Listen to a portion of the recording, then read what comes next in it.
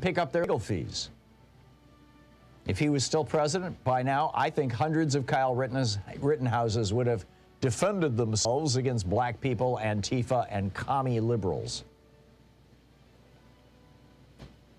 If this had happened, a constitutional convention like right-wing billionaires have been promoting and annually rehearsing in Washington, D.C., would now be underway rewriting our founding document, the right of all Americans to vote, separation of church and state, civil rights, protection of free speech and assembly, the right to due process and equal protection under the law. Even the obscure emoluments clause would all be on the chopping block. Trump-friendly corporations right now, if Trump was still president, if Pense had given in, Trump-friendly corporations would be running political purges like they did in the 1950s during the Red Scare and the blacklist time. They'd be examining social media accounts for evidence of leftist leanings. I mean, Johnny McEntee began that process when he was the deputy president in the White House, firing people in the executive branch for liking posts by Taylor Swift. If this had happened, the process that Trump started in Portland and Seattle in the summer of 2020 of unmarked vans and stormtrooper-like police with no identifying patches, kidnapping people off the streets, yes, that happened here last summer, or the summer before last, 2020. By now, that would have expanded nationwide, and tens of thousands of Americans would be in custody without charges. Private prisons would expand to take in the hundreds of thousands of people arrested, protesting in the streets, or speaking out on social media.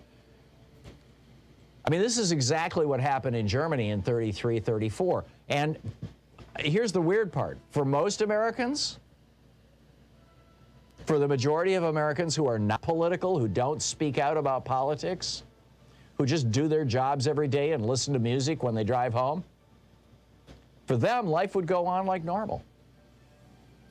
This is how fascist coups happen.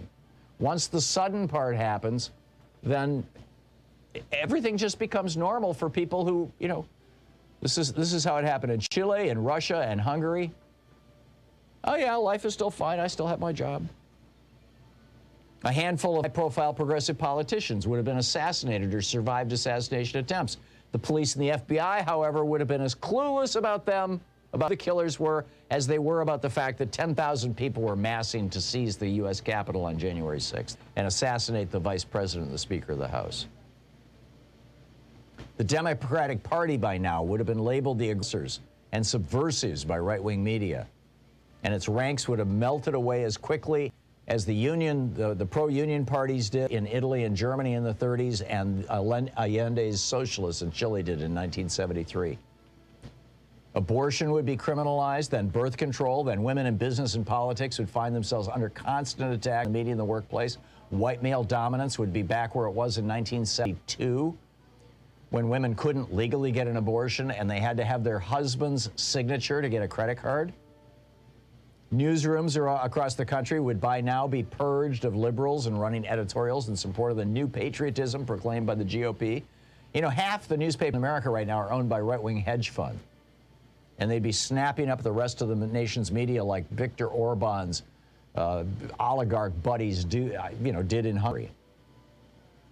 Every time these kind of coups happen in every country, the nation's people are initially shocked and surprised. We had no idea it had gone this far.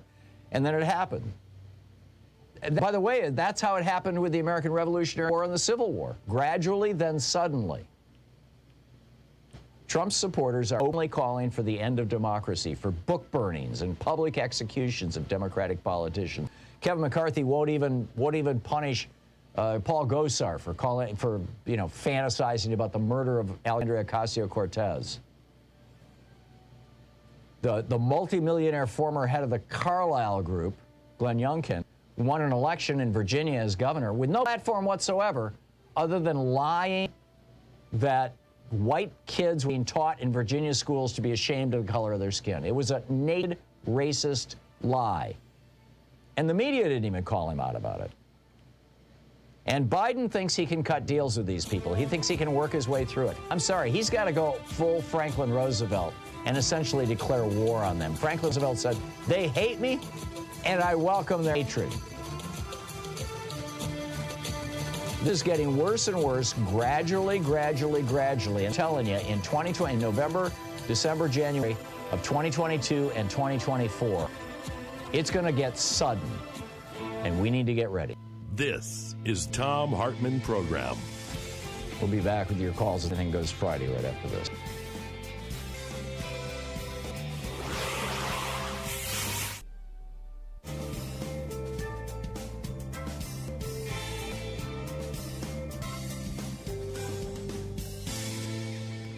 And welcome back. Maverick in Edmonds, Washington. Hey, Maverick, thanks to KBCS. What's up? Well, greetings, Tom, from the Pacific Northwest. I don't know if you've been getting it's raining like hell here, too. I'm telling you, the other day I listened to the weather report on a local news station, and the weatherman just threw his hands up in the air and he said, build an ark. Yeah, when we lived in Georgia, you know, rain like this was kind of normal, but they would refer to it as frog stranglers. I never heard that one. That's a good one. So, listen, the reason I'm calling is I've stumbled across a progressive program that I found on YouTube, and I'd like to share it with your audience. It's absolutely compelling. I'm almost at a loss for words as to how to describe this. He's like an onion, and you just keep peeling back layers, and there's something else that's just astounding about this. And with your permission, could I share his name? Yeah, you're a regular caller. I trust you. What's up? Yeah, he goes under BEAU of the fifth column, and it's absolutely compelling. He puts out about 2, maybe 6-minute videos a day, so he's got thousands of them out there. And I have never seen anyone in my entire life with a depth of knowledge, the ability to be objective, and having a moral compass that points as consistently north as this guy. But, you know, I bet you, like we said back in Chicago, I bet you a paycheck with overtime that you if you checked out some of his stuff. I wrote it down. Below the fifth column. I'll check it out. Yeah. He's got a unique style wherein that it kind of keeps you in suspense by not using direct terms till the kind of the station of his rant. And it's spectacular. I'll check it out. Thank you for that. Yeah. And I'm confused about something, and you could maybe elaborate on it, and I'll hang up. This term liberal. You know, I always felt that liberal was a connotation of something positive, but you know, it's also kind of part of the word libertarian, which is definitely a negative thing for most people. And you know, you have a liberal degree and you know, a liberal education. That's a good thing. And you know, even the word library, I think, is kind of connecting there. And I don't know if you could just give me a few seconds. Liberal in America means something very different than it does in Europe. In Europe, liberal means basically no rules. And so the liberals in the United Kingdom were the people who supported, well, actually, they called themselves conservatives as well, but liberal economic policies in the UK are what we would refer to here as Reaganism or libertarianism. Here in the United States, liberal has traditionally meant, you know, people who care about other people and people who want a better society. And so the American meaning is unique in the world. And so, you know, when Milton Friedman came up with, and his buddies came up with the word neoliberal, they were using the European connotation. We are the new free market people, basically. The liberal market being the free market. So that's the problem, Maverick, is that the word liberal means something different in America than it does anywhere else in the world, and that often produces confusion. Maverick, got to run, but thank you for the call. It's 22 minutes past the hour. Drive safely out there. I can hear you hitting the rain puddles. We'll be right back. Stick around.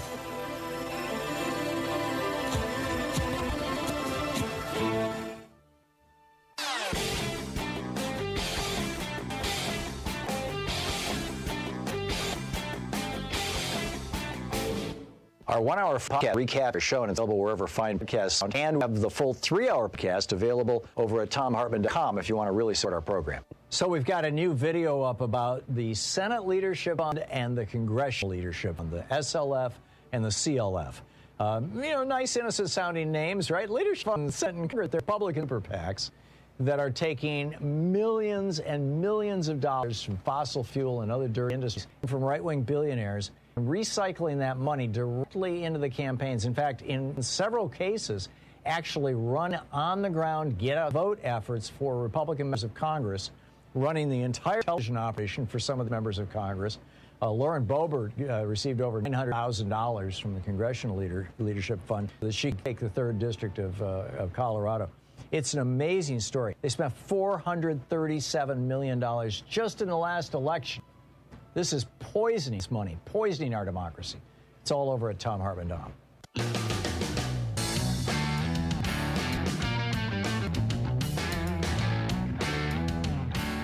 And we're back. Thom Hartmann here with you. Just a quick note, by the way. I mentioned this yesterday, and I think it's worth mentioning again. Robert Reich has a great piece. It's up on Alternet right now, but it's also on his website at robertreich.com.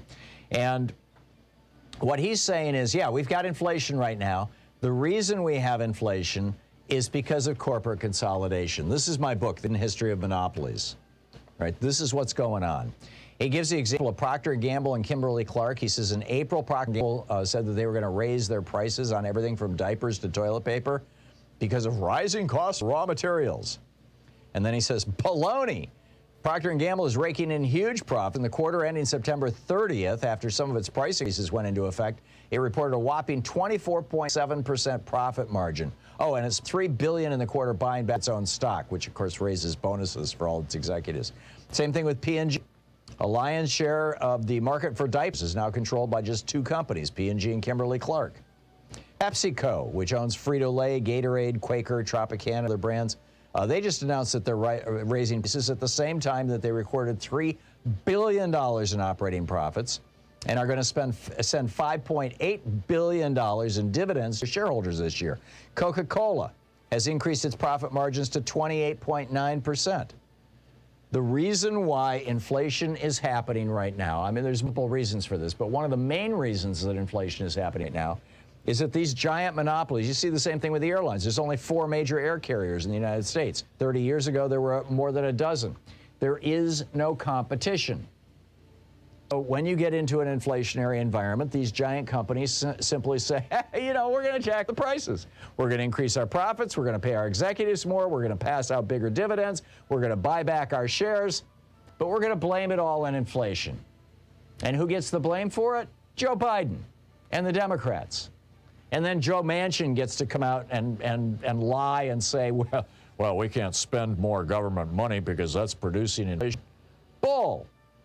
Government spending is not producing inflation. It doesn't now. It never has in any consequential way. Maybe, you know, devaluing the currency would, but that's not what's going on. That's what Nixon did back in the early 70s. He devalued the currency 21%. And, hey, well, guess what? It produced some inflation. That's not what's going on. What's going on right now is our economy is no longer competitive. We have a bunch of monopolies that basically own entire industries, and they're just setting price wherever the hell they want to. So anyway, I'm done with my rants. It's Anything Goes Friday. I'll pick up your calls right after this. You're listening to Thom Hartmann program. Call 202-808-9925. Helping you in water cooler wars. Back with your calls in just a moment.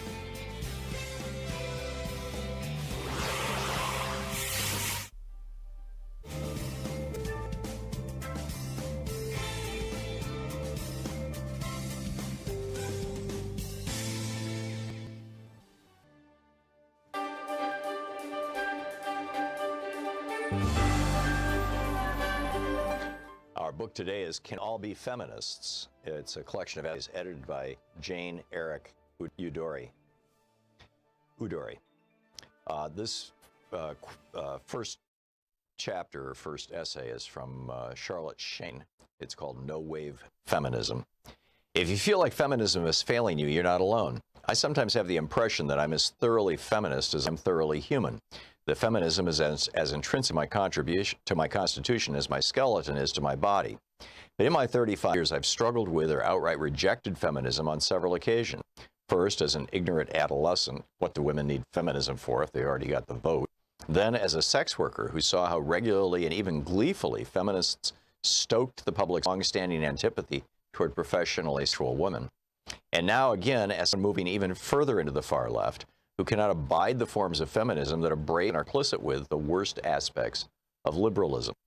The more I learn about the intersecting oppressive forces that continue to shape the Western world, colonialism, patriarchy, capitalism, xenophobia, and racism, and the network of cruel social machinery to which these systems give rise, incarceration, crippling debt, disenfranchisement, deportation, and so on, the less sense it makes to use gender as the primary lens through which to regard human-engineered suffering.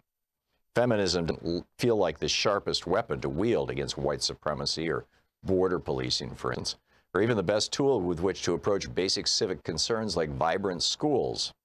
That's not because the issues don't impact women. Obviously, they direct and indirectly impact many, but they don't necessarily impact women more or in dramatically different ways than they do men. In other words, the most significant challenge these issues present aren't tethered to one's sex, and so prioritizing gender above other aspects of identity limits one's realm of ethical responses. Here's an example. American prisons often keep female prisoners shackled while they give birth. There are variations on the theme. Some women are shackled during labor, some are unshackled, but then shackled again almost immediately afterward. And almost all are shackled while heavily pregnant.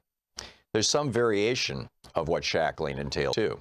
It can mean being cuffed at the wrists or at the ankles, or both, or cuffed to a hospital bed or chained at the waist. Articulating these details makes the sadism even starker. A class action federal lawsuit in 2017 alleged more than 40 women at the Milwaukee County Jail suffered this horror. It was preceded by lawsuits in 2014 and 2016 against that same jail for similar practice. The appalling practice is hardly confined to one city or one state. In 2015, New York prisons were found to be shackling prisoners in labor in spite of a state law that made it illegal to do so. And according to a 2016 report by the Prison Birth Project and Prisoners Legal Services of Massachusetts, jail and prisons in Massachusetts were guilty of similar violations. Most feminists probably agree that this is a feminist issue. The topic accordingly receives coverage on feminist websites and sometimes in women's magazines. But does a feminist obligation to attend to the rights of the imprisoned extend only as far as pregnancy and labor? Or is it a feminist issue when a non-pregnant woman is shackled? Or when she is caged for years and exploited for her labor, denied face-to-face visits from loved ones, held capped in a compound in the name of, quote, justice? If the answer to these questions is yes, then it is also a feminist issue. Then is it also a feminist issue when men are shackled during various health emergencies, seizures, say? In 2014, a male inmate in Colorado died after undergoing several seizures while in restraints and receiving no medical treatment. Is it a feminist issue when incarcerated men are denied the right to visit with family or exploited for their labor? Is it a feminist issue when so many men are raped while in prison? Or does feminism's responsibility begin and end with gender-based mistreatment? The feminists hired by prominent media outlets often advocate for measures that would result in higher levels of incarceration. They write op-eds in favor of further criminalization around sex work and call for long prison sentences for men convicted of assault, which we've known for decades is not necessarily synonymous with men who committed the crime. They also disturbingly rush theater of sentencing, like that enacted by Judge Rosemary Aquilina, who told serial sexual abuser Larry Nassar that if she could, she would allow some or many people to do to him what he did to others. So sexual violation is an atrocity unless it happens to the right person. They capitalize on women's justified fear and anger. In 2014, a male inmate in Colorado died after undergoing several seizures while in restraints and receiving no medical treatment. Is it a feminist issue when incarcerated men are denied the right to visit with family or exploited for their labor? Is it a feminist issue when so many men are raped while in prison? Or does feminism's responsibility begin and end with gender-based mistreatment? The feminists hired by prominent media outlets often advocate for measures that would result in higher levels of incarceration. They write op-eds in favor of further criminalization around sex work and call for longer incarceration around mistreatment by men to shore up the status quo, to suggest that our current problems are not the result of fundamentally unjust institutions, but rather institutions that are only incidentally sexist. That means that those same institutions could become less so with the right adjustments, like more draconian sentencing for crimes against women, more female judges. But the prison system is racist and brutal by design, by accident or mismanagement. Just the court system regularly fails the most vulnerable because it was built to protect the powerful. The challenge of the 21st century is not to demand equal opportunity to participate in the machinery of oppression, revolutionary thinker Angela Davis has written. Rather, it is to identify and dismantle those structures. Yet leveraging our existing legal system, criminalization remains the go-to strategy for most feminists when it comes to dealing with objectionable behavior. The book, Can We All Be Feminists?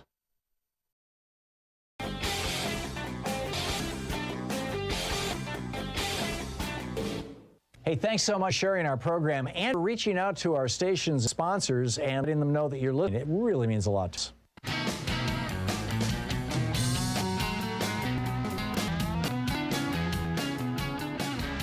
And welcome back. Anything Goes Friday here on the Thom Hartmann program. Russ in Russ in Hickory Hills, Illinois. Hey, Russ, what's on your mind today? Tom, before I get to my rant, I didn't notice, but this Rittenhouser that's getting tried, the hard right is supporting his lawyer. He's got like Ben Matlock lawyer. The hard right is just making this kid out to be their new hero. But he raised over $500,000. Right-wingers have sent over $500,000 to Rittenhouse. Right, but you know what I call out? Whose party's shrinking? Let's be honest. We should have won that Virginia race. It seems like they took 16% of the women. He took 7% in Fairfax. That's supposed to be ours. I don't know. Our party, it wavers too much, Tom. But I'll tell you one thing. Marilyn Garland's got to go. I tell you, you got a debt ceiling.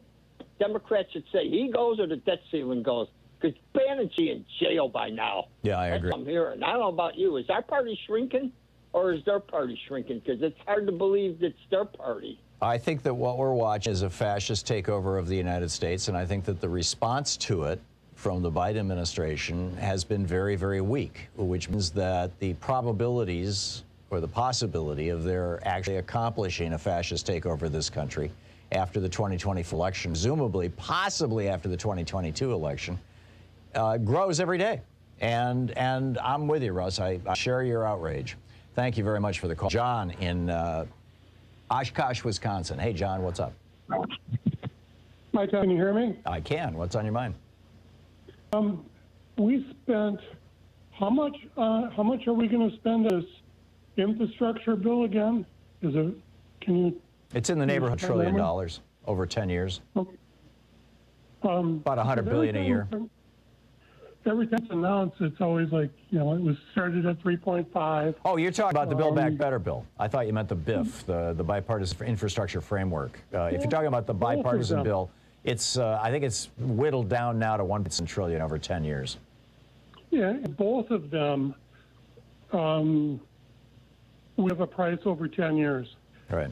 But yet when Trump passed his tax cut for billionaires, how come he didn't say it was a $17 trillion bill? Exactly. And, I mean, when you say how much it is and you're trying to compare apples to apples, you have to say it's a $310 billion or a well, there is a catch, John.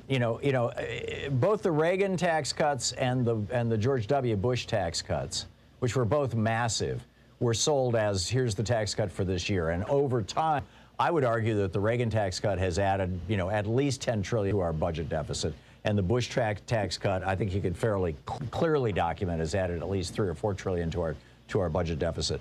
But the thing about the Trump tax cut is it had two pieces, and most people are unaware of this. One piece was the tax cut for rich people and big corporations. Those last forever. The other part was a tax cut for the bottom, which was 17% of the bill, which was a tax cut for the bottom half of America. That one expires at the end of 10 years.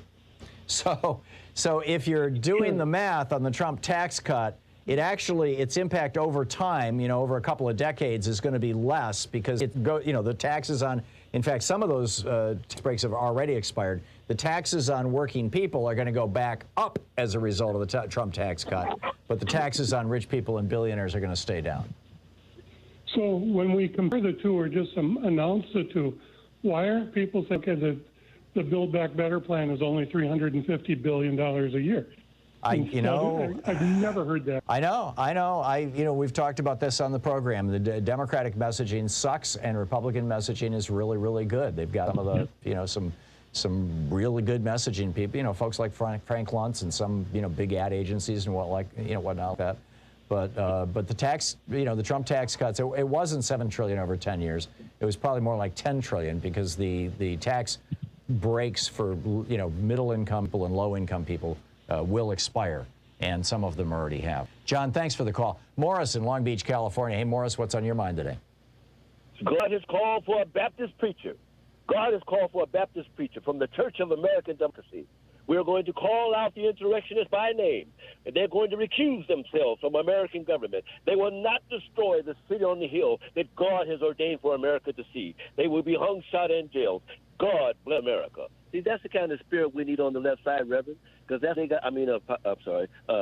Tom. That's the kind of spirit they got on the right side. Those guys operate on tone and spirit. We're trying to operate on temperance, civility, and stuff like that, which is cool. When you talk about. I don't know about the hung, shot, killed part. I would take that out, but held to account.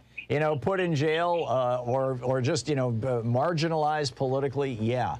I'm with you. And by the way, speaking of preachers, did you see yesterday in the trial of the guys who murdered Ahmed Ari that their lawyer came in and said, we don't want any more black preachers in the courtroom? I got one better than that, my brother. How about the judge as the person that dies at the hands of a bullet cannot be called a victim in his court? Yeah. No, it is a crime. It absolutely is a crime. Morris, thank you. I'm with you. But Tom, I'm with you, man. We got to fight back. Despair is not an option. Despair is not an option. So we got to get busy. I'm not going to brag about what I'm doing, but anybody within the sound of my voice, there's always something you can do. Find it. That's right. And there's some great groups out there that you do it with if you're looking for, people to collaborate with. Morris, thank you so much. Dennis in Bergenfield, New Jersey. Hey, Dennis, what's on your mind today? Hey, Tom, I was asking about the tax cuts for the middle class. Dennis, I'm having a hard time understanding you. It sounds like you got your thumb over the microphone or something. I'd like to ask about the tax cuts for the middle class. Tax cuts for the middle class? Okay. Yes. I know you said that you think that they should be if we raise them, the wages will go up. Is that true? I'm sorry. If we raise taxes on the poor and the middle class, the wages go up as a result. That's what's happened every time in history. When working people's taxes go up, their wages go up by essentially a commensurate amount, because basically, employers hire people and employees make job choice decisions, not based on gross pay, but based on take-home pay. So for rich people, when taxes go up, they actually have less money. For working people, when taxes go up, it takes a couple of years, typically about 3 years for it all to even out. But for average working people, when their taxes go up, their wages will go up to match that. Yeah. And you can find that throughout history. It's easy to document. Yeah, I've been looking online for the name of this. I was looking, but it was hard to find. You know the name of it, or there is no name for it. It's just it's maybe I should create a website called Hartmann's Constant and point to it, because really what you have, I've written a couple of op-eds about this. You should be able to find, and they will have links to Department of Labor and IRS tables that show that this is the case. But because it just makes sense, right? Employees work based on what they need, and what they need, of course, is defined by take pay, not gross pay. And so if taxes go up on average working people to the point that they can no longer work on those jobs, they will either demand more work or they'll leave. And if they leave, the employers are going to have to offer more income, higher pay. That is not the thing for people on the very high end, though. When their taxes go up, their income just goes down. Because they have some control over their income, they can jack it back up, but they're still paying more in taxes. So that's how it works. Dennis, thanks for the call. William in Santa Barbara, California. Hey, William, what's on your mind today? Hey, thanks for taking my call, Tom. I want to talk about the need for folks to get vaccinated so we can end this pandemic. Say again? I said good on you. Go for it.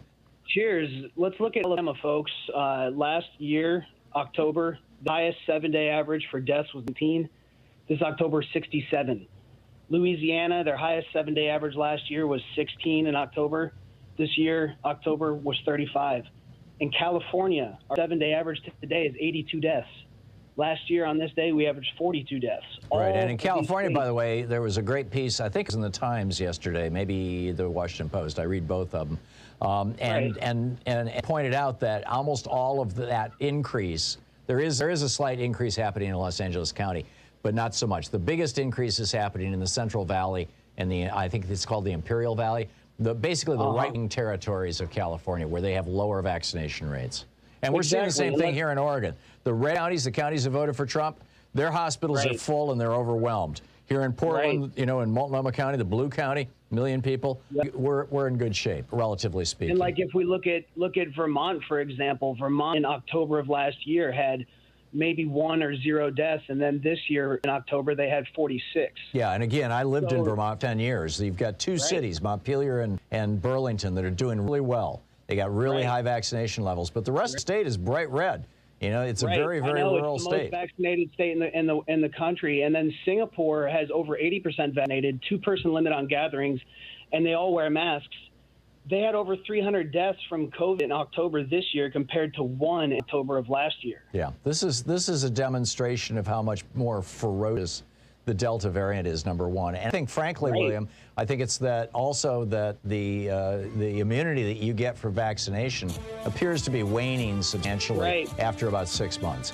And the cure to that, or the solution to that, is not to go out and get yourself infected, because you end up with dementia. You know, 1 out of 3 people. You can end up with dementia or other serious side effects for the rest of your life.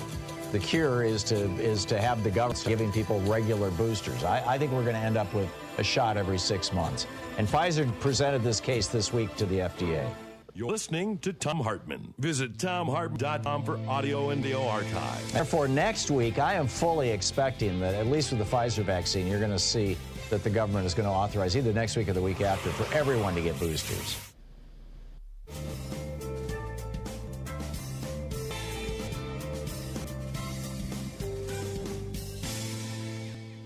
And welcome back.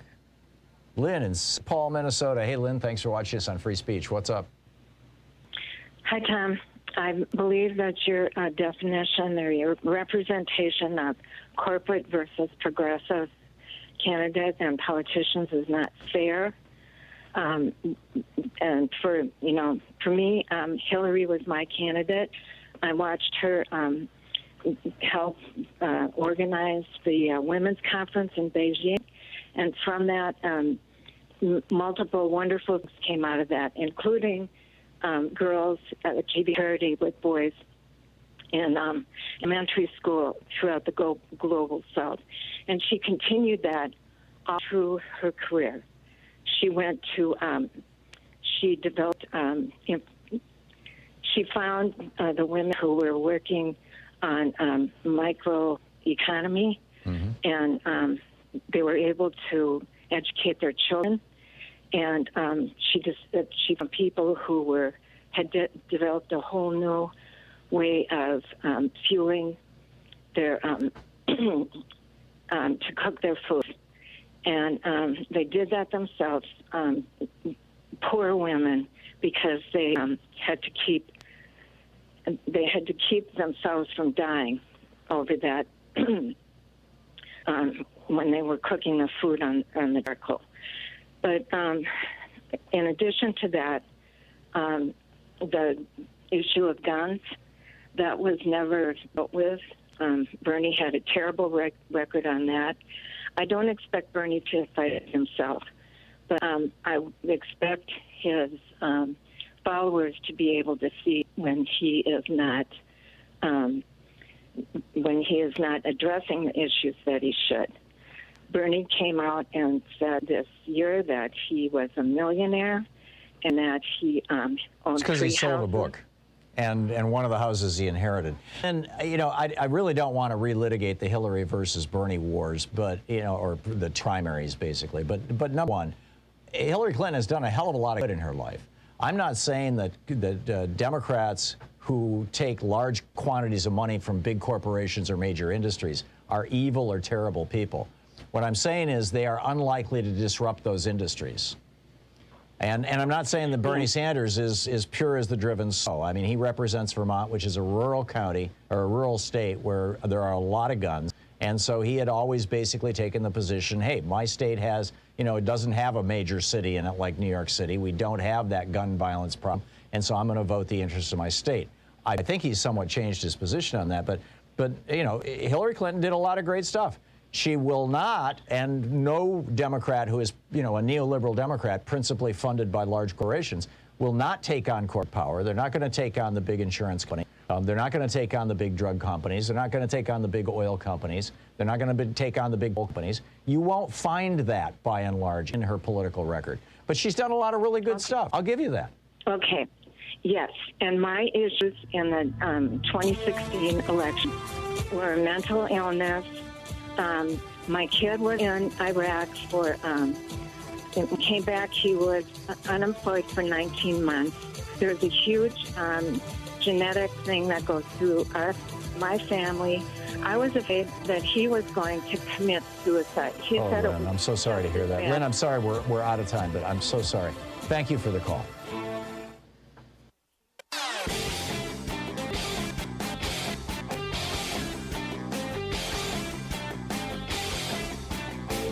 Share the Thom Hartmann program with your friends. We're available on SiriusXM, Free Speech TV, Pacifica, commercial station nationwide, YouTube, Twitter, Facebook, on the Thom Hartmann app, and you can even tell your smart speaker to look at the Thom Hartmann program. Hey, we've got a new video over at ThomHartmann.com about Big Mail-In. You heard about this? Now, I'm not talking about the George Bernard Shaw play that got made into the movie My Fair Lady and all that kind of stuff. No, this is a PR firm in France. And, you know, when you hear from Americans that, oh, we could never put Donald Trump in jail because only third world countries do that. France is not only not a third world country, they're our oldest ally. And they just convicted their former president for the second time of corruption around the way he was running his campaigns. Nicholas Cozy, they just convicted him a second time. He's appealing both of them. He's, you know, walking around with an ankle bracelet. But, you know, I've got all the details in this video over at ThomHartmann.com. You can check it out. But, you know, again, next time somebody says, we can't put Trump in jail, tell them, hey, France did.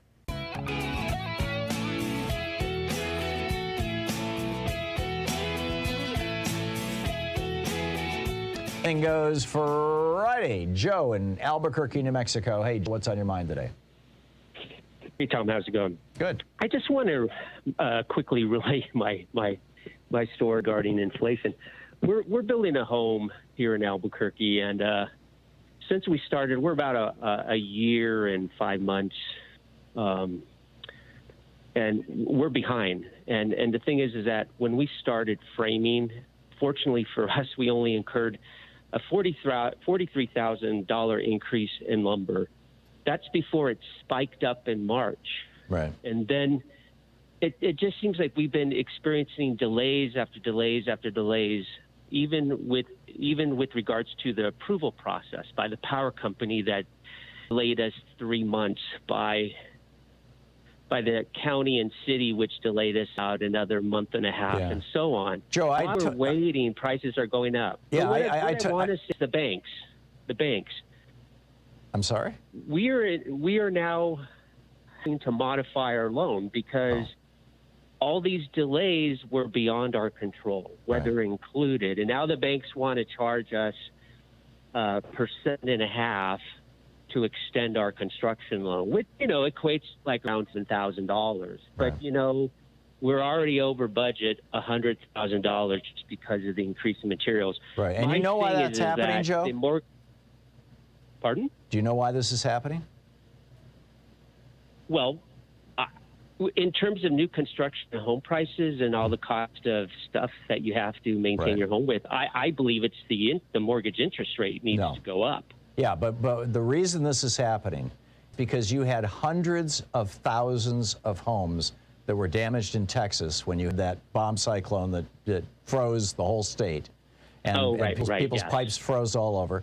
And then you had hundreds of thousands of homes that were damaged in 2 major hurricanes that went up the East Coast that were way more aggressive than normal. And you had hundreds of thousands of homes in the Midwest that were destroyed last summer as a consequence of major flooding. I mean, it took out entire cities or lots of homes in major cities. And as a consequence of global climate change, right now, the demand for housing, we're going through this too. I mean, we're remodeling a bathroom right now, and it's literally costing about twice as much as it would have cost a year and a half ago.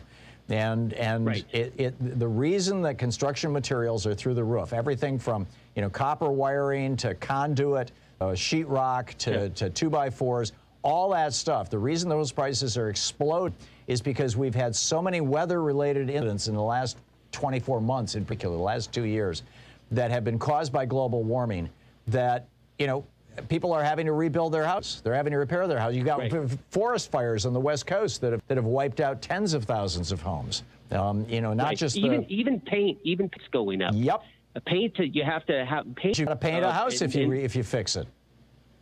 Yeah, they're relating that to what happened in Texas, and even labor in the state. I mean, there's just a shortage of labor. Oh, because there's jobs all over the country doing construction right now because you've got so many houses that have been damaged by global climate change. And, you know, winter may provide us with a bit of a reprieve because most people are kind of, you know, have already accommodated themselves to winter. But but the one wild card here is if what happened in Texas this spring happens again only someplace else in the country or even again in Texas, you know, into parts of the country that are not weatherproof, where people don't have their, you know, deeply insulated inside their walls and their foundation are not deep enough that their water pipes don't freeze. We're going to see this whole thing just get even worse.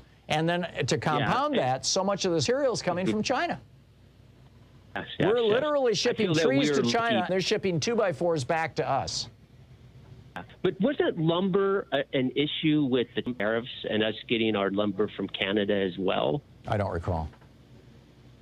I don't recall that at a granular level, but I do know that there has been a fair amount written in the financial press in particular. I read the Financial Times every day, and they've been chronicling this for 2 years now.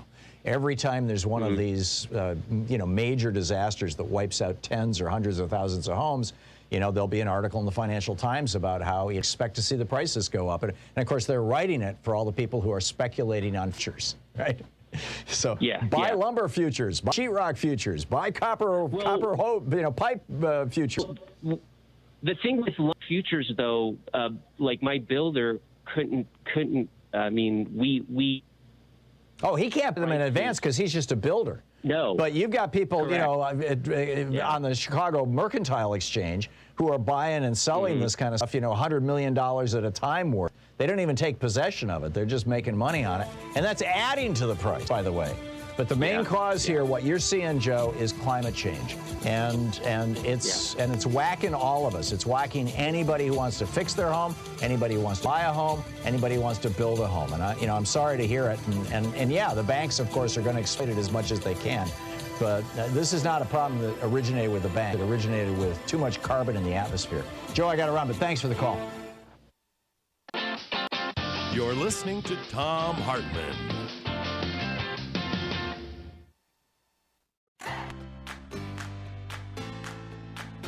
These companies support the Thom Hartmann program. They are HelloFresh, the #1 meal kit delivery service. More info at HelloFresh.com, code TOM. CB Distillery, CBD for sleep and pain relief.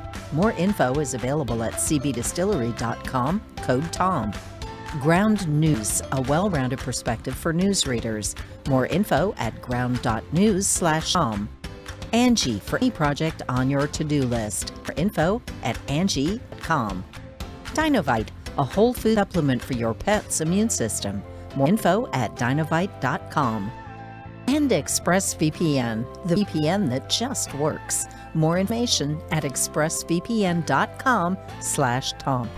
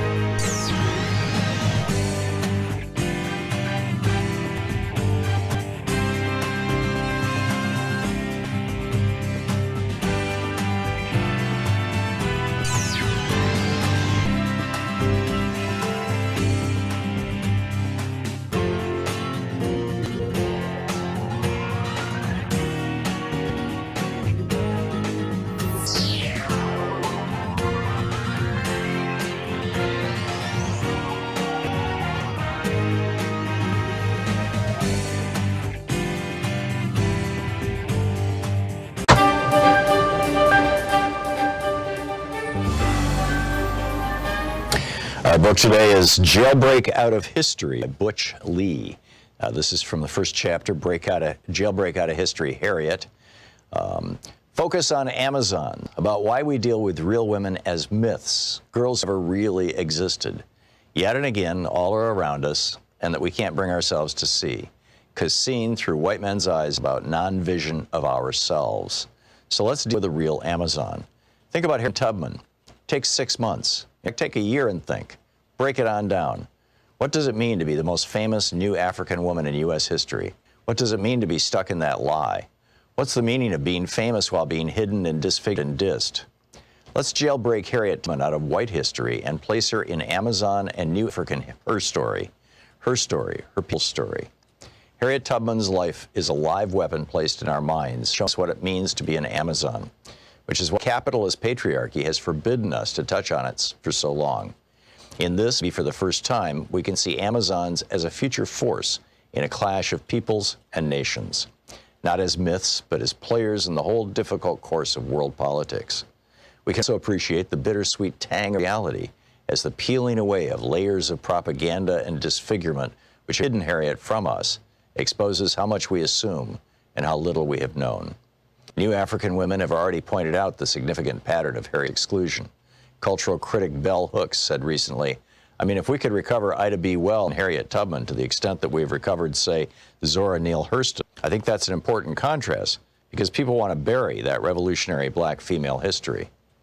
Historian Deborah Gray White connects Harriet's treatment to a larger pattern in the mainstream history of slavery, in which black women, quote, reduced to insignificance and largely ignored, end quote. In examining the influential historian Stanley Elkins, she points out, quote, that Elkins seems to omit women altogether was accentuated by his description of slaves whom he identified as part of an American underground, those who never succumbed to Samboism. Among those mentioned were Gabriel, who led the revolt of 1820, Denmark Vesey, leading to the 1822 plot at Charleston, and Nat Turner, an omission conspicuous by its absence, was Harriet Tubman. If Elkins had really been thinking of slaves of both sexes, he would hardly have written this woman, who became widely known as the Moses of her people, end of quote. Patriarchal capitalisms, which only want Amazons to be exotic myths about forgotten ages, have hidden Harriet Tubman in her own fame. They both trivialize and exceptionalize her. These are tools of oppressor culture. The stripped down and censored version of her life is told in elementary schools all over the U.S. empire. So much so that everyone thinks they know her story already, although they don't. Harriet Tubman was born in slavery in Maryland around 1820. She escaped to the North when she was 29, but kept returning secretly to the South again and again to help other slaves escape. For this, she became known as Moses. True statements. By limiting her, it becomes clever propaganda against her and against her people. Where patriarchy has been unable to deny that women do significant things, it denies the full meaning of what we do by trivializing them. Mary Daly, feminist philosopher, traced the enormity of what patriarchy has done to us. In ancient Greece, the goddess Hecate, also known as Artemis and Diana, was sometimes known as Trivia and represented by a three-faced statue. That was also the name used for the intersection of three paths, which in many old cultures were the sites of mystical power. She writes in Gynecology, quote, in light of the cosmic significance of the term trivia as the crossing of the three roads and of the goddess who bears this name, contemporary meaning of the term in English should be examined. The English term, which according to Merriam-Webster is derived from the Latin trivium or crossroads, is defined as common, ordinary, commonplace, of little worth or importance, insignificant, flimsy, minor, or slight. Of course, according to patriarchal values, that which is commonplace is of little worth. For in a competitive hierarchical society, scarcity is intrinsic to worth. Thus, gold is more important than fresh air, and consequently, we are forced to live in a world in which gold is easier to find than pure air, end quote. So to trivialize Harriet Tubman, the capitalist patriarchy pictures her as an idealized woman by their definition, who makes a life of helping others. Thus, her deeds are squeezed into women's assigned maternal role as nurturer, helper, and rescuer of men, who then go on to do important things. But Harriet wasn't repping Mother Teresa. She wasn't even any kind of civilian at all. She was a combatant, a guerrilla, a warrior carrying pistol and rifle, fighting in her people's long war for freedom. a war that rocked the foundations of American society, American society, and that has never gone away. Think about what it means to be called Moses, which was the code name other new Africans gave her, and which became Harriet's famous warrior name in the anti-slavery underground. When we check the Bible, we can see that Moses was a ruthless visionary, someone who forced the boldest changes and risks upon his people so that they could survive, who led them out of captivity.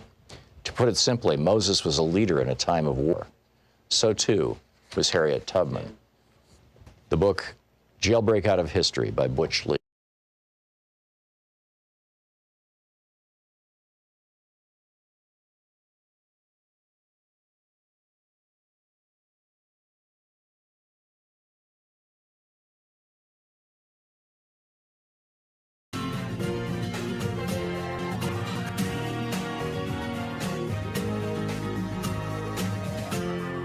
This is the Thom Hartmann Program.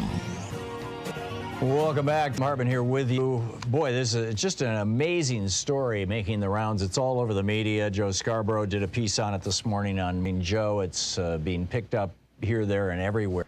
Trump's depravity for defending Mike Pence. He said this a day or so ago. The audio is out there. I'm not going to play it. I'm just not sure whose copyright I'd be stepping on. But basically, he said, you know, what do you expect? People feel like the election got stolen from them. Of course, they're going to want to hang Mike Pence. I mean, he's defending the people who say that they want to hang Mike Pence. And by the way, who is it who told them the election was stolen from them? Oh, that's right, Donald Trump. How does this not become a crime? I mean, 5 people died. Well, and you've got, you know, several police officers who committed suicide thereafter. I think it's 7 or 8 now, people who have died as a consequence of the January 6th treason attempt. And the January 6th, you know, treason investigation committee should be looking into this. You know, well, and in fact, I believe they are. What was Trump's role? What role did he play in inciting violence? In fact, I would expand that to say, what role did he play in inciting violence throughout his presidency? We've got now people saying, you know, there's no bottom to his depravity. That, and I mean, it's just amazing. You know, meanwhile, in Wisconsin, again, following Trump's script, Joe McCarthy is back, at this time in the guise of Michael Gableman. He's the guy that the legislature of Wisconsin, the Republicans in the Wisconsin legislature, have given hundreds of thousands of dollars to, $680,000 in taxpayer money to invest by Assembly Speaker Robin Vos to investigate the election, the 2020 election, right, to continue Trump's big lie. And they brought him before Congress, before the Wisconsin House yesterday, and said, who are you hiring to do this work? We want to make sure they're qualified to audit an election. And he said, I'm not going to tell you. it's like, that's what he said. And then he went on to say, powerful and rich forces are aligned against me. He said, I took the job because nobody else will take it. And you know why I took it? It's not for the rich, not for the powerful, not for the politically correct. I took it for the average citizen, blah, blah, blah, blah, who believe that their right to vote has been stolen. And so, you know, the members of Congress, of the legislature, the Wisconsin state legislature, said, what?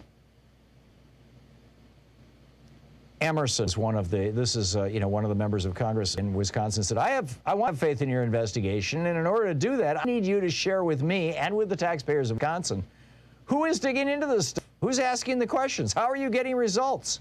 And I am truly asking this with all due respect, sir.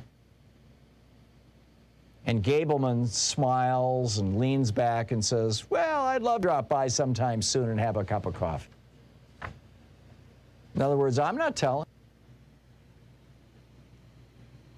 This is the gradual process that builds authoritarianism brick by brick until suddenly everything changes. And that's what we are building toward. And I just want you to know. Oh, let's pick up some phone calls here. Thomas in Columbus, Ohio. Hey, Thomas, when your mind, anything goes Friday. Yes, how are you, Tom? I'm great. What's up? Oh, great. I've been trying to get this issue for well over a month. You got a ton of people that want to talk to you. My question is, I'm a retired teacher of political science and history, and you're a better researcher and teacher than I am. Congratulations. But how was the insurance companies able to co-opt the word Medicare in their Medicare Advantage plan? Who was responsible? And I pretty much know how it was done. And I'd like your take on that. Well, this was George W. Bush's shtick. You know, he since the 1970s, George W. Bush was campaigning on privatizing Social Security and, by implication, Medicare as well. And so when he became president, they pushed through the Medicare Reform Act of 2003, as I recall. And what it did was it allowed private for-profit insurance companies to use the word Medicare along with the word Advantage to describe these programs. They were built into Medicare back. I believe that this got added in during the Clinton administration, but it was just, to cover people who didn't qualify for Medicare. There's these, like there's people who don't qualify for Social Security because they worked for the railroads or they have certain kinds of government jobs. There are some people who don't qualify for Medicare. So they put in this provision so that private companies could offer something to people over 65.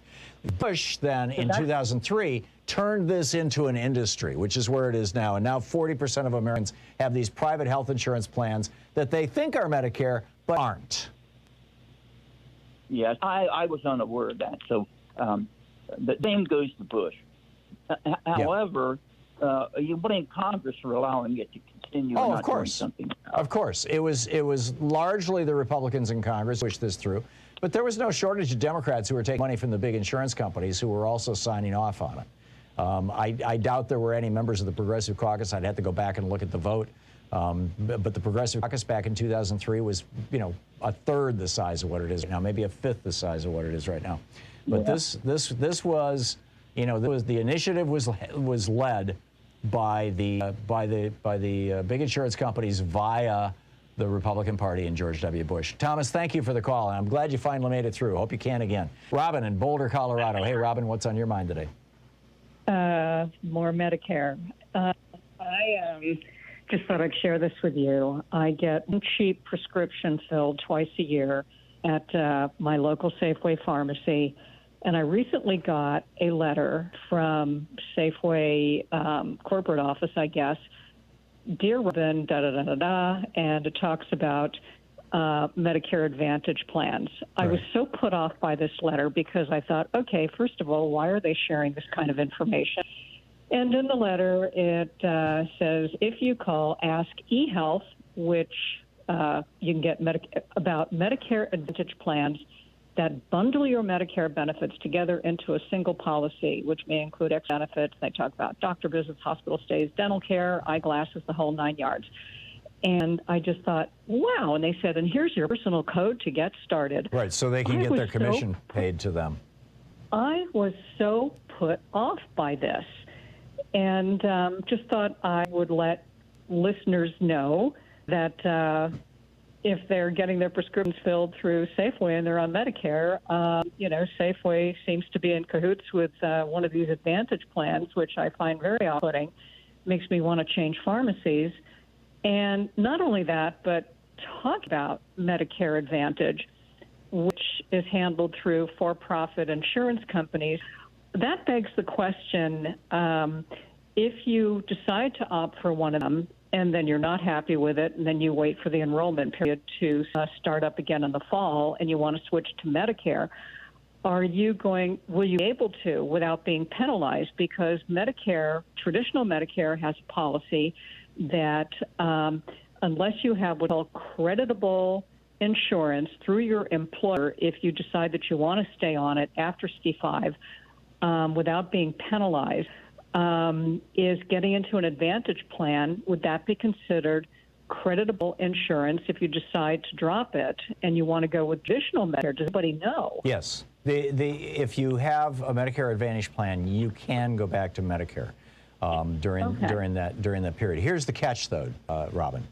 The Medicare only covers 80% of your hospitalization expenses, and if you and so there are these Medicare they're called Medigap plans, right? The ones that fill in that 20%.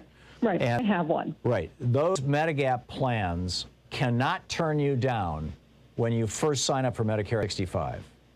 Right. They cannot consider pre-existing conditions to turn you down.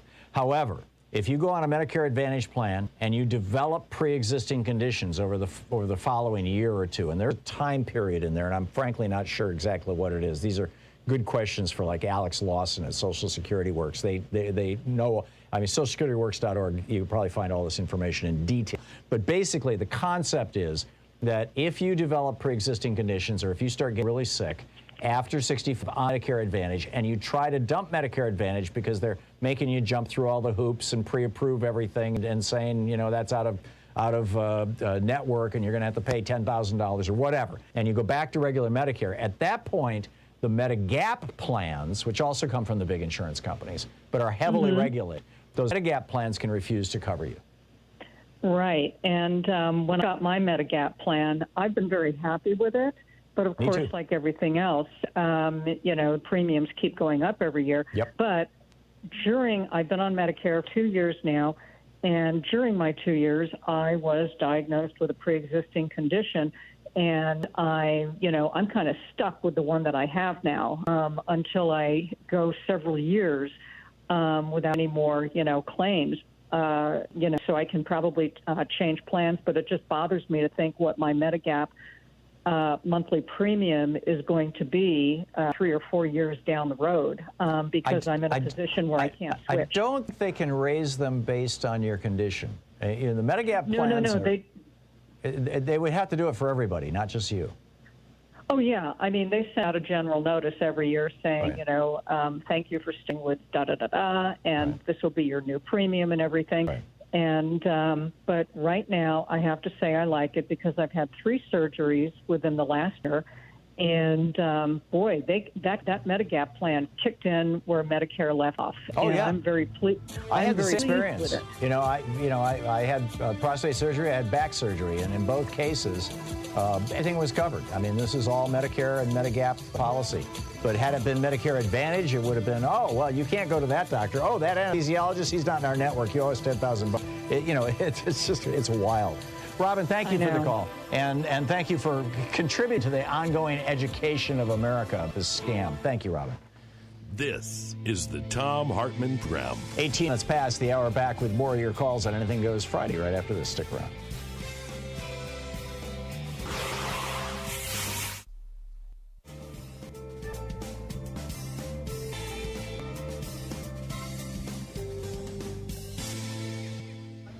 And welcome back. John in Kashmir, Washington. What a cool name for a town. Hey, John, what's on your mind? Do they have goats there, or is it sheep that Kashmir comes from? I don't recall. No, mostly apples. Oh, okay. So what's up? Thanks for taking the call. Hey, I wanted to mention something that has gone underground for the last few weeks, but I didn't see mentioned in the mainstream news sites. It was occurring more. Regarding Trump's social media sites. This is from an article on ZDNet.com. Trump's Truth Social beta site violates open source license. Right. Yeah, they ripped off somebody else's software. Right. It appears that way anyway. Yeah. Do you mind if I read a quote from it? Yeah, if it's just a sentence or so. Nope.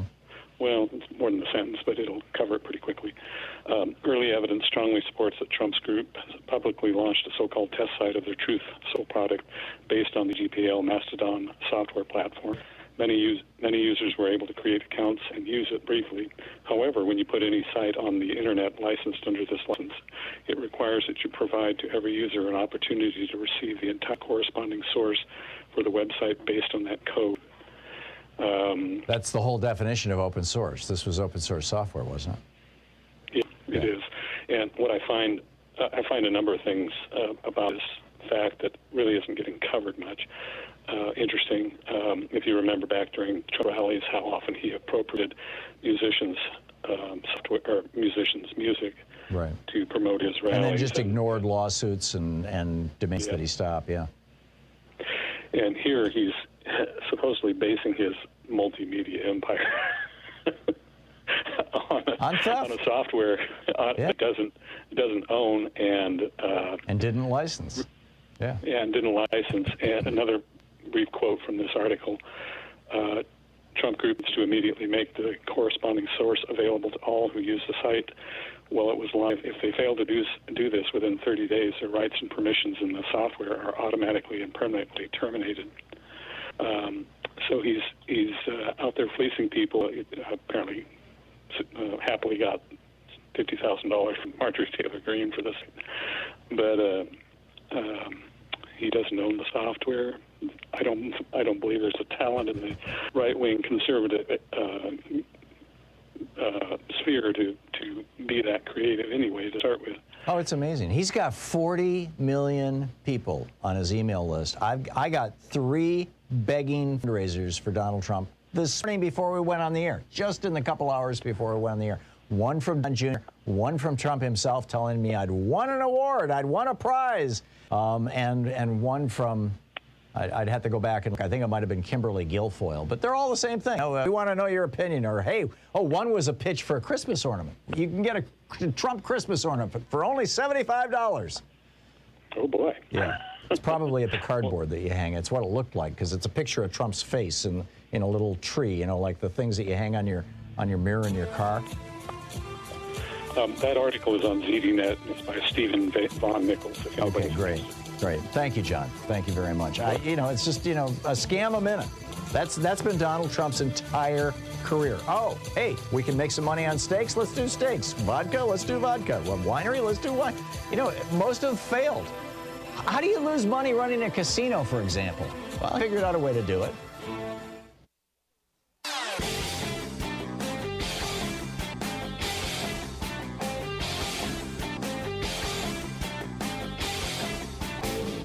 Change starts with you. You can be calling your Democratic or Republican representatives to let them know what you think by calling 202-224-3121. It's the Capitol switchboard. It'll get you right through them. The media is pushing this crazy narrative that with regard to masks and vaccines and COVID and all this kind of stuff, that America is divided. Half of us want masks and half of us don't, or half of us want vaccines. It's just not true. 75% of Americans have received at least one dose of vaccine. 70% of Americans think that we should have mask mandates in all of schools. Only 17%, this is from the latest Pew Studies polling, only 17% of Americans are opposed to mask mandates in schools. And what we have is this state fringe is cranked. Now we're learning from China as well as from Russia and perhaps other countries, plus the people in, a relatively small number of people who think tearing the country apart is a good thing and now it'll hurt Joe Biden and the Democrats in the next election. Crazy. A whole video ran about this over at ThomHartmann.com that you can check out.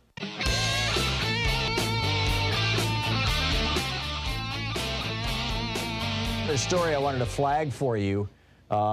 This is actually, I think, arguably good news. One of the most alarming stories, frankly, of the week was this Reuters investigation showing that there are hundreds of people who have made death threats against election officials and in government, members of government. And the police refuse to even investigate them, much less bring charges against them, which, bolsters my rant from the opening of the program that these right-wingers are infiltrating police departments. But here, in New York, at least there has been one arrest. Sky Palma, writing over at rawstory.com, a New York man has been arrested for making a death threat against a Republican lawmaker who voted in favor of President Biden's $1 trillion infrastructure bill, the Associated Press reported Friday. Kenneth Gasper, 64, was arrested on Wednesday for threatening New York Representative Andrew Garbarino over the phone. And he's being charged with aggravated second-degree harassment. Garbarino was one of 13 Republicans who voted for the infrastructure package earlier this month. So while they won't arrest or even investigate people who are doing death threats against election officials And while they will not investigate or arrest people who are doing death threats against Democrats, they apparently will arrest you if you make a death threat against a Republican legislator. So maybe good news. Charles in Dallas. Hey, Charles, what's on your mind? Tom, can you hear me? I can. We have less than a minute, Charles. If you got a quick one, or I can put you on and pick you up on the other side of the break. My fault. Please put me on hold, sir. I'll wait. Okay, I will do that, and I'm going to put you there. This, by the way, this Reuters story is a really big deal. It's now a 3-part investigation. You can find it at Reuters.com, and it's just person after person. They actually, the police said, oh, we can't track down these people. Reuters went to the people who got threatened, the election workers who were on the receiving end of the death threats. Reuters went to these people who were getting threatened and said, you know, give me the text message, give the voicemails. And Reuters was able to easily find the people who made the threats. And they're naming them in this article. And these people are like, yeah, I threatened those people. They shouldn't be stealing elections from us. I told them that they were going to die. I threatened I'm going to come to their house and kill them. I told them I know where they live and where they sleep. And the police are refusing to do anything about it. Why? Because they're not Republican legislators, it seems. You're listening to the Thom Hartmann Program. Call 202-808-9925. Back with your phone calls right after the stick around.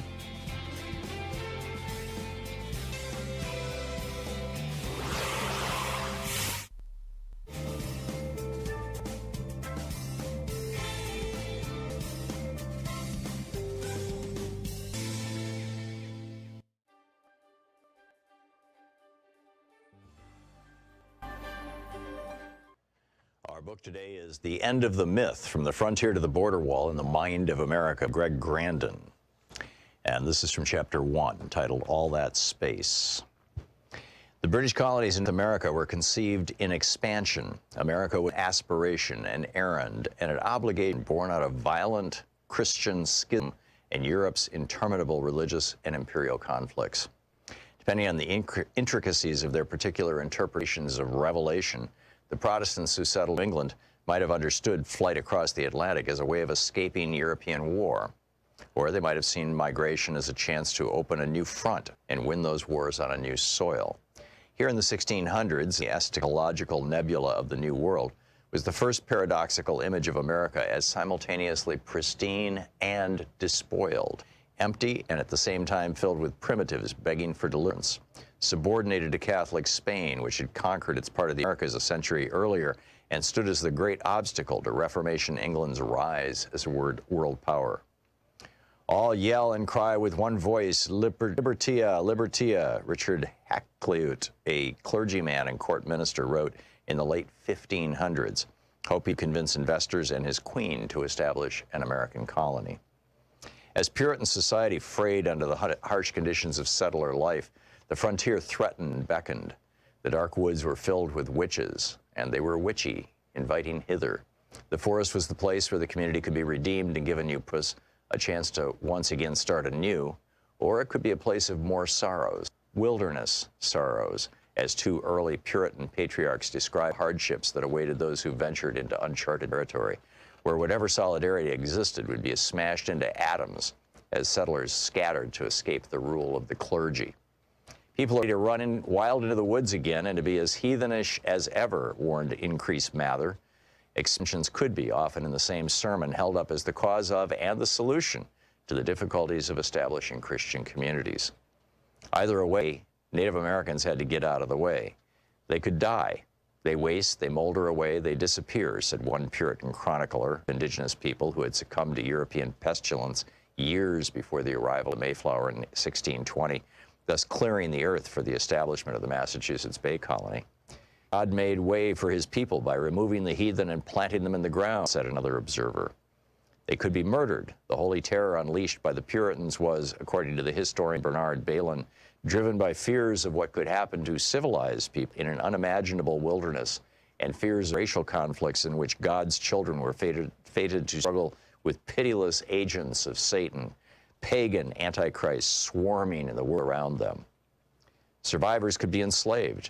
The first patent granted in colonial America in 1626 was to a Virginia merchant and planter, William Claiborne, for inventing a device that would not just restrain Indians, but also make them work. Corn was given an Indian to experiment on for the trial of his invention. Colonial records do not say what this innovation might have been, only noting that it was not successful. Or they could be pushed further and further west. Prodigious and relentless population, complained New Orleans Spanish governor in 1794, progressively drives the Indian nations before them and upon us, seeking to possess for itself this vast continent which the Indians occupy between the Ohio and Mississippi rivers, the Gulf of Mexico, and the Appalachian Mountains. More than a century and a half later, writing in the early 1950s, the Mexican author and diplomat Octavio Paz made the same point. America was, he writes, if anything, geography, pure space, open to human action. Since it lacked historical substance, ancient social classes, established institutions, religions, and hereditary laws, reality presented no obstacles other than natural ones. Men struggled not against history, but against nature. And wherever there was an historical obstacle, indigenous societies say, it was simply erased from history, reduced to a mere natural effect and dispensed with accordingly. Evil is outside the natural world, like Indians, rivers, mountains, and other obstacles that must be domesticated or destroyed. End of quote. The American Revolution is a permanent revolution, Paz went on, a nonstop expulsion of, quote, all elements foreign to the American essence, and a constant invention of itself. And anything that stands in the way of that invention, anything that is in any way irreducible or assimilable to perpetual creation, be it Native American, Spanish America, or history itself, quote, is not American. Quote, in other place, the future is one of man's attributes, because we are men, we have a future. In Saxon America, the process is inverted, and the future determines the man. We are men because we are the future, and everything that has no future is not a man. End of quote. The United States, as said, offers no room for contradictions, ambiguity, or conflict. The nation flies forward swiftly, as if weightless, across the land. Trying to stop North Americans moving west, Stephen Austin, the founder of Texas, said over a century earlier, was like trying to stop the Mississippi with a dam of straw. The drive west waxed and waned and burst forward with great passion during key moments. The book, The Edge of the Myth, by Greg Grandin.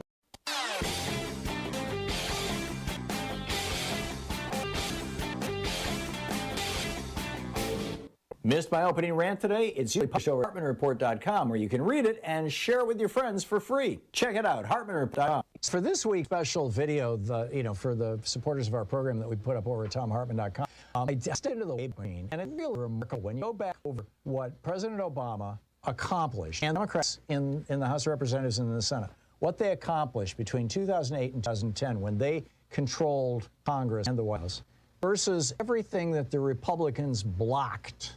I mean, the Democrats, in those 2 years, they saved Chrysler, they saved General Motors, they've turned 800,000 monthly job losses into job gains.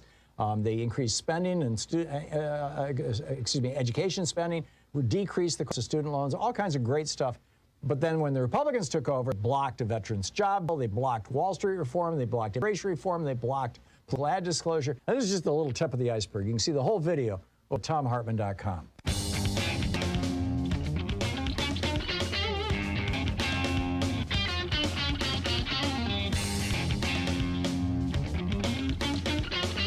Okay, welcome back. Time with the Anything Goes Friday. Charles in Dallas. My apologies, Charles. I'm usually really good at watching the clock, but I blew that one. What's on your mind today?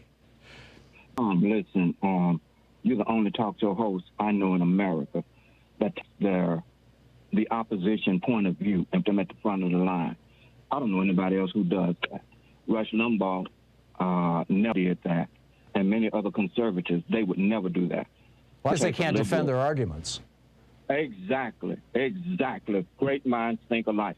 And so because you are honest, because you're well-read, because you're historical, you take the opposition and you put it right up at the front. You don't hide anything. Number one, that makes me admire you as a man, as a person, as a human being. Please take care of yourself, because you're a national treasure. You're a national treasure, and I don't know who we have on our side to replace you. Now, number two, real quick, Kenyatta, thank you. Miss Norma, Montgomery, thank you. Pam, Chicago, you're my girlfriend. Morris, I love it. I've never seen a man who did 18 points in 3 seconds Morris, when you call, you are most educated. You got some of the best listeners in the world. Now, Tom, you said this morning that gradual and sudden, I'm not going to read scripture. I will not disrespect your program like that. But there is a scripture in the Bible that plainly says, 1 Thessalonians 5:3, and when they shall say peace and safety, then sudden destruction shall come upon them. You said gradual and sudden. You said, and I told your producer, I said, when did Tom move into the prophetic? You see, if Donald Trump wins this nation, we are going to move just like Rome moved from the patricians into dictatorship. Commodus, Marcus Aurelius, Caligula, they moved into Caesatorial dictatorships. Republics can move into dictatorship, and they do it suddenly. Where are the historians? Where are the Bible expositionists? Where are these people? All their glory with their mega churches is taking up money, tithe and offering, tithe and offering. You listen to a certain woman on TV, you get a car, you get a car, you get a car. And then when you get to the mega church, you hear, you get a blessing, you get a blessing, you get a blessing. God wants to make you a millionaire. God wants to make you a big. It's the same water. It's the same water. Nobody's talking about honesty, fidelity. And we got a lot of people in America. You're born in America, but you don't believe in democracy. You proved it January 6th. You believe in mob violence. That's what you did. You believe in Wilmington. You believe in Rosewood. You believe in Tulsa. You believe in Colfax. You believe in taking over by force. Gradual, then sudden. Wake up, America. Wake up, America. It's coming. And the pale horse rose, and death and hell followed him. God bless you, Tom. Yeah, from Thank Revelations. You for Yeah. Thank you, Charles. I didn't know about the Thessalonians quote. I've read Thessalonians. I've read the whole Bible 4 times cover to cover, but I didn't recall that quote. But that's You're a good in the one. Bible today, buddy. You're in the Bible. Yeah. Gradual. When they shall say peace and say then sudden. We're going to be asleep, Tom. We're going to be asleep with all these promises. Bring jobs back to America. I love America. Yet you heel spurs and you grab women by their private parts, and you people that call yourselves evangelical went into that voting booth and you voted for that person. I'm being nice because I'm on your show, Tom. I'm on Kidding, Charles. Charles, that's brilliant. You voted for that. You should be a preacher. God bless you, Tom. Yeah. Thank you, God's Charles. got to take care Thank of you, us. Charles. So good from you. I do appreciate the call and the passion, and look forward to talking to you again. Thank you, Charles. Paul in Chicago. Hey, Paul, what's on your mind today?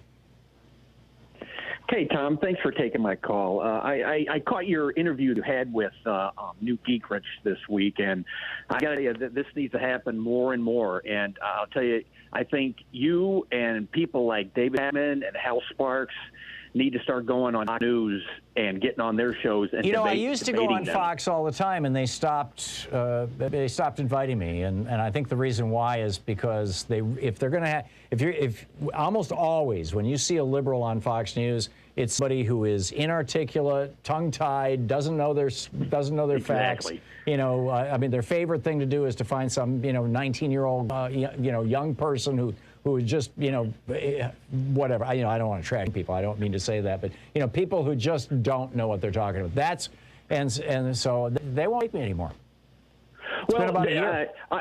All you have to do is these people like Hannity and Carlson and Ingram, they have the egos the size of Texas. I mean, it's easily all you have to do is easily insult them, saying, "Hey, you're a liar, and I want to debate you."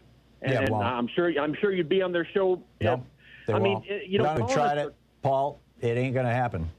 Fox, they pretend to let on the voice of the opposition, and as Charles was pointing out earlier, I've been, for the 18 years I've been doing this program, when people want to disagree with me, particularly conservatives, they go to the front of the line. They're the first people I put on the air, and I'll give them an opportunity to make their points.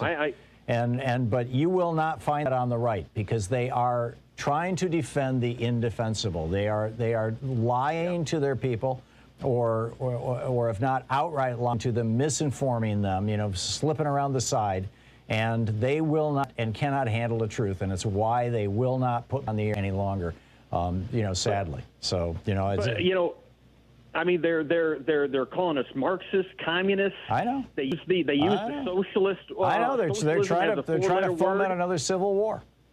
I mean, as you know, Social Security, Medicare, Medicaid, the 40-hour work week, child labor laws, the police department, the fire department, the VA, the military, all socialist programs or support services. And most of them put into place by Democrats. On the right, what's that? And most of them put into place by Democrats. Yes, and people on the right do not realize it. And if I could, there was a study done in 2009 at the University of Illinois and University of Florida, and it was by Professor Dolores Albacine, I think. And one of the part of the study was people tended to, I'll read a little bit, people tended to opt for information that corresponded to their views nearly 3/4 of the time.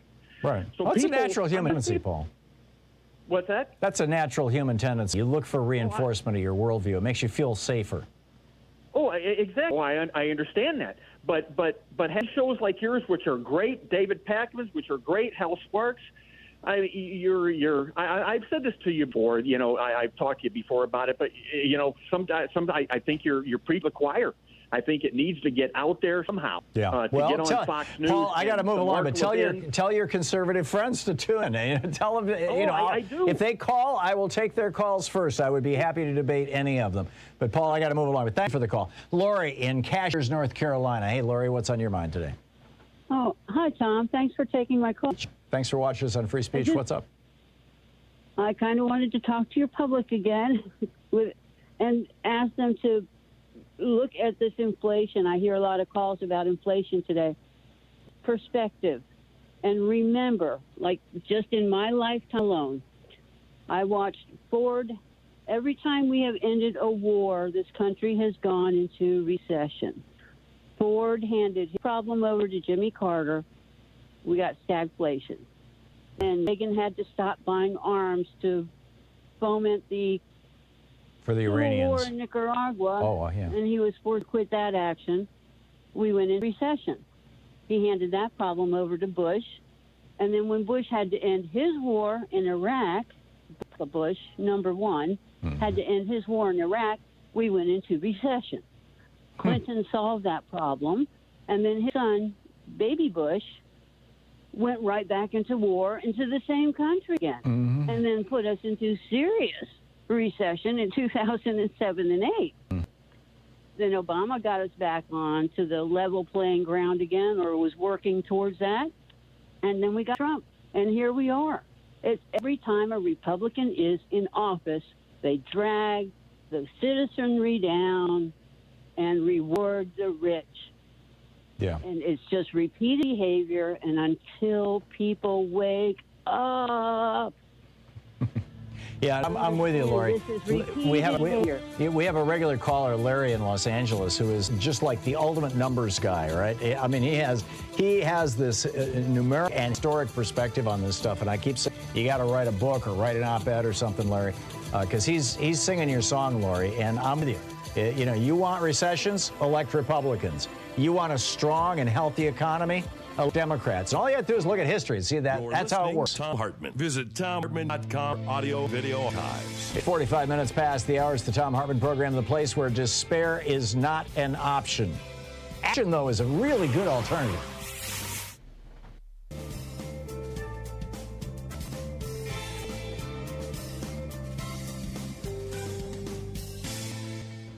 And welcome back. Trying to see who's been sitting on hold here for a long time. Robin, Kingston, Washington. Hey, Robin, thanks for waiting. What's up? Hi, Tom. No problem. I've noticed a while here you have had a concern about a hard time understanding Maryland, and I want to just give you a way to understand it. It comes in the form of a concept called made men, which, just to refresh your audience members, it's kind of a mob term where once somebody kills somebody or does something really, really bad for the organization, that person is protected and covered and is invited. Their loyalty and has been established. Yes, that's a great way to say it. So anyways, and we know of Colin Powell and My Lai. He was able to steer the Pentagon's free fire zone concept across the country and blame it on Lieutenant Calley. So he was a made man, and he's been protected all the way along. And Merrick Garland, in his earlier days as a judge in Oklahoma, he had quite a bit to do with the Oklahoma City bombing. And I just want to... You mean the prosecution of bombing? Yeah. And so what he basically ended up doing, you can find this out. I'm going to give you a movie to watch. He basically covered up the FBI's role, and I'm not going to go any farther than that. But anyways, I want to give a pat on the back to Free Speech TV because they use Metanoia Films, and they have a Plutocracy series at night, which is tremendous, and it's put together by Scott Noble. And Metanoia Films has a film, 2 hours, I think. It's called A Noble Lie, A Noble Lie, or maybe The Noble Lie. And it really delves into the Oklahoma City bombing, its background. And Garland was made man there. And remember, Garland came to Democratic attention because of a problematic senator named Orrin Hatch in Utah. So there's nothing that Garland does at all that surprised me because he is just another Republican dressed up in semi-blue drag. So it's a good film, and kudos to Free Speech TV for tapping to Metanoia Films, and it's called A Noble Lie. Yeah. And to finish up, if you're wondering why John Kerry is the climate czar for Biden, it's because the United States military uses more hydrocarbon energy and fuels petroleum than any other organization on the earth, and he has his nose in there because they're not going to get cut short. He'll undermine anything. It could be. I mean, you've stacked kind of three conspiracy theories as we're on top of each other here. They're not conspiracy theories, Tom.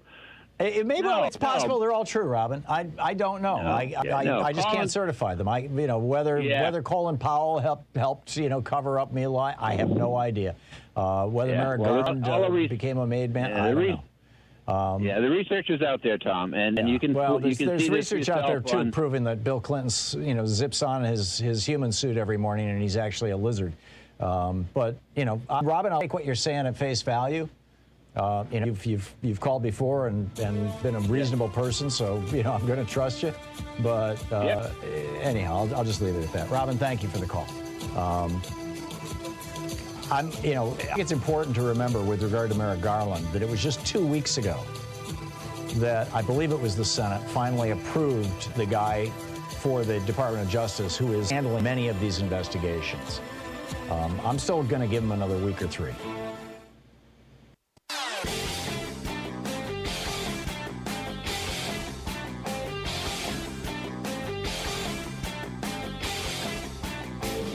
Our 1 hour free podcast recaps our show, and it's available wherever fine podcasts are found. And we have the 3 hour podcast available over at thomhartmann.com if you want to really support our program. There are actually some substantial differences between the Taliban, the Afghanistan Taliban, the group that has, that Donald Trump signed what his Secretary of State his Defense Secretary and his National Security Advisor referred to as surrender documents to back in early 2020.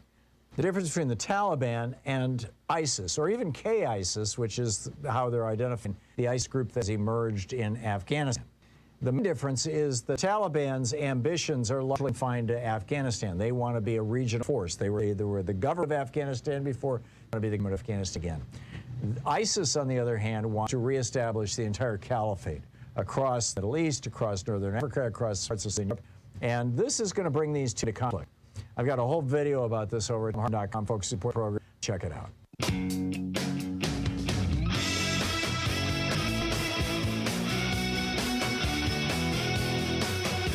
And we're back. Bill in New Tripoli, Pennsylvania. Hey, Bill, what's on your mind today? Hey, Tom, glad to be here with you today.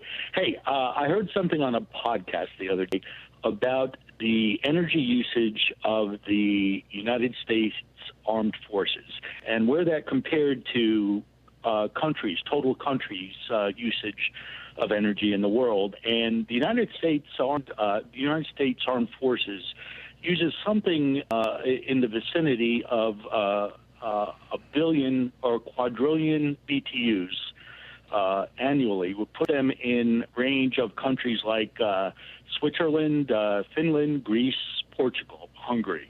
I'm surprised it's that small.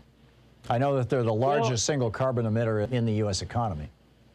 Right. And so my question to you is a proposal would be, okay, well, what if we, of course, we're not going to produce solar-powered jets or combat vehicles or anything of the sort, but the carbon footprint and energy usage of the facilities that the armed forces controls might be tremendous. I wasn't able to find those exact numbers, but my question to you is, what authority would the President of the United States have, since he's Commander-in-Chief, to dictate to the armed forces that they will start to, power their heating, their cooling, their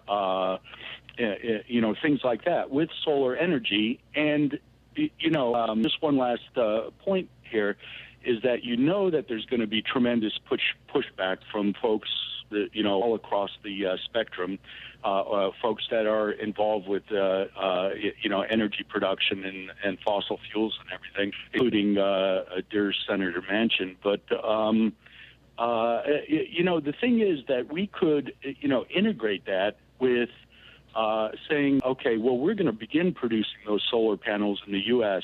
Anything that's used for U.S. military for their facilities will have to be produced in the U.S. Just like to hear your comments on that. Yeah. The way it works, Bill, is that when Congress writes a law that appropriates money, they basically have a spectrum of options, but the two extreme ends of the spectrum are they can either say, okay, here is $100 billion, and we're going to hand it to the executive branch, which executes the laws, right? Congress makes the laws, appropriates the money. The executive branch executes the laws, spends the money. So they could say, here's $100 billion, please, plant trees. And then the executive branch will hire somebody to figure out where the trees are needed and go out and plant the trees and, take bids for contractors and all kinds of stuff. And I'm doing this to keep it away from the military, so it's completely abstract, right? So that's one way. That's the least restrictive way that Congress can appropriate money and define what happens. The most restrictive way is Congress could pass a law saying, we want to spend $100 billion to plant trees. We want $72 billion of that to go to Kimberly-Clark in Washington State. We want $12 billion of it to go to Johnson Tree Company in Northwest Nevada. We want $3 billion of it to go, do you get what I'm saying? They can either micromanage it in the legislation, and then the executive branch has to do it that way, or they can simply say, here's the money, you guys figure out how to do it. Now, the military defense budget is a mixture of both. There are lots of little earmarks and special, gifts in there for particular people who will be particular members of Congress to get things. And often they don't even specify the company. They just specify, you must make toilet seats for your jet fighter planes that meet these particular specifications. And there's only one company in the country that makes things to that particular specification. So that's one of the ways that they get away with that. So where I'm going with this, Bill, is I don't know, and I doubt anybody knows, because so much of the defense budget is classified, and you will not find online things like, let's see the profile of all the buildings owned by the Pentagon, because they consider those terrorist targets. And so you can't find those online. So you couldn't say, gee, which buildings would be perfect to put solar panels on and which ones wouldn't. We can't know that. So the bottom line is, I think your idea is brilliant. I would like to see more of that kind of thing. I would like to see the people who are, particularly in the progressive caucus, who tend to be skeptical of defense budgets anyway, to say, hey, here's a way to tweak it so that it'll green things. But I don't think that there's any magic bullet here. I don't think there's any, instant change that the president can make, at least big ones. I mean, there's 1,000 of them around the edges. Or, anything that Congress can do tomorrow that's going to change this. But as it goes on, and the other thing is, you never know with regard to, you said you're not going to have solar-powered fighter jets. We don't know what's going to happen with battery technology. I mean, when we sent men to the moon in the 1960s, they were still using vacuum tubes and transistors, and it's integrated. The technology has gone so far, and battery technology may well do the same thing, because that's the main limit. And so, we may have electric fighter jets in another 5 years or 10 years. Particularly if you throw a lot of money into green technologies, and we see, leapfrogging in these technologies. So, great topic, Bill. Thanks for your point of view. I appreciate it. You're welcome. Thank you. And thanks for bringing it up. It's just an absolutely great topic. And, it is a complex issue, but it's, on the other hand, it's not that hard to understand. We'll be back. It's Anything Goes Friday, heading into our third hour right after this break. You're listening to Thom Hartmann.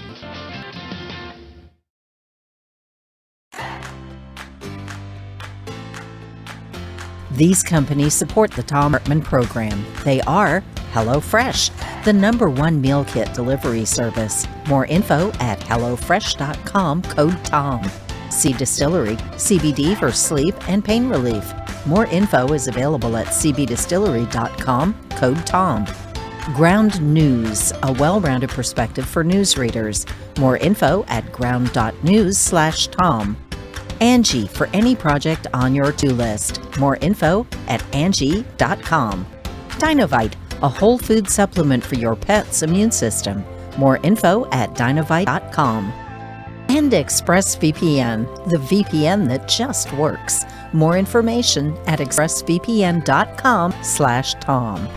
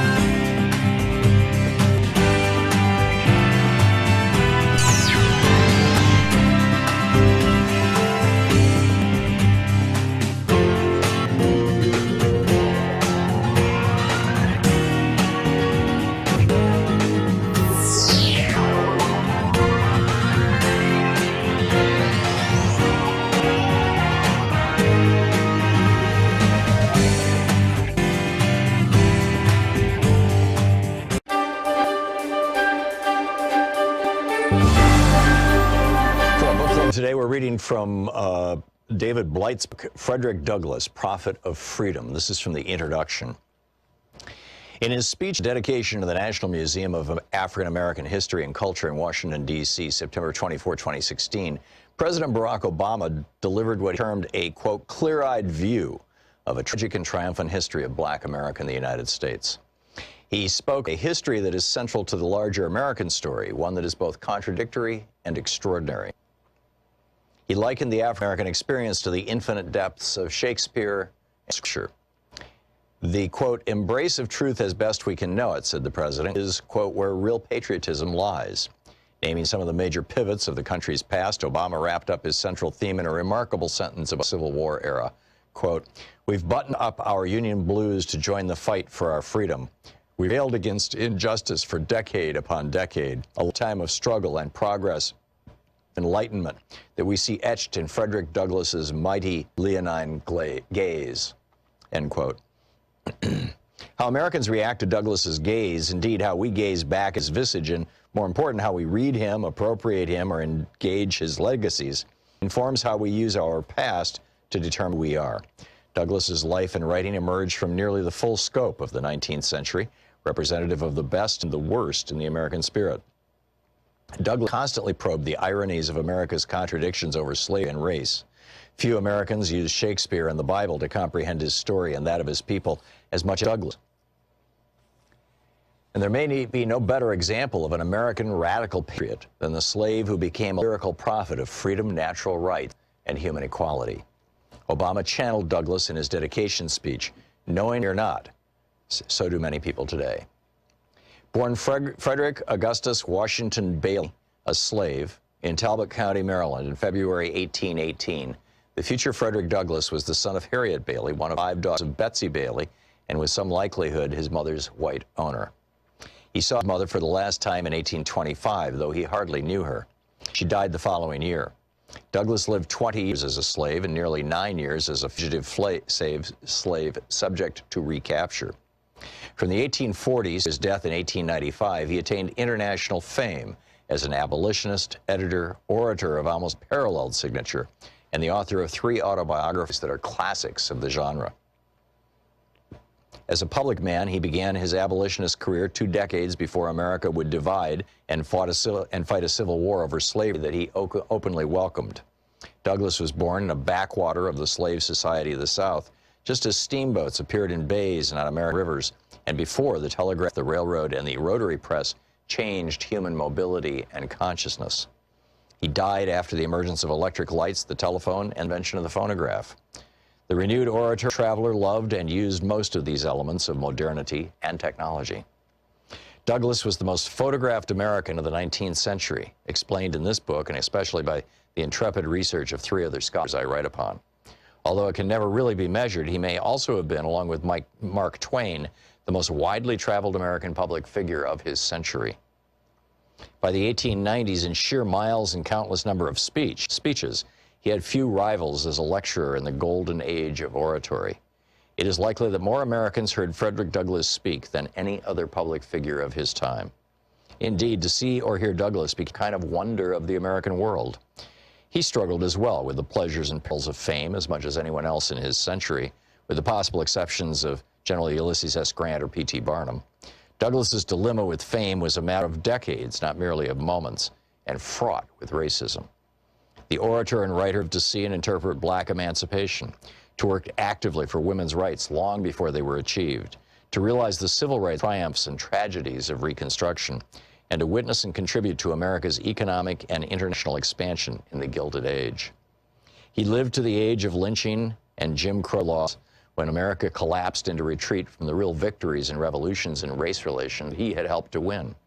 He played a pivotal role in America's second founding out of the apocalypse of the Civil War, and he very much wished to see himself as a founder and defender of the Second American Republic.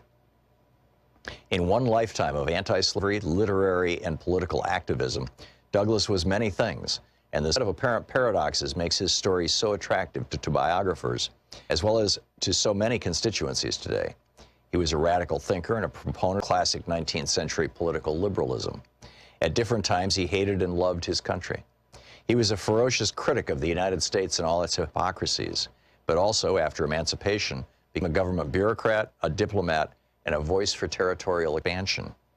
He strongly believed in self-reliance and demanded an active interventionist government at all levels to free slaves, defeat the Confederacy, and to protect black citizens against terror and discrimination. Douglass was a serious constitutional thinker, and few Americans have ever analyzed race with more poignancy and nuance than this mostly self-taught genius with words. He was a radical editor, writer, and activist. The book Frederick Douglass by David Blight.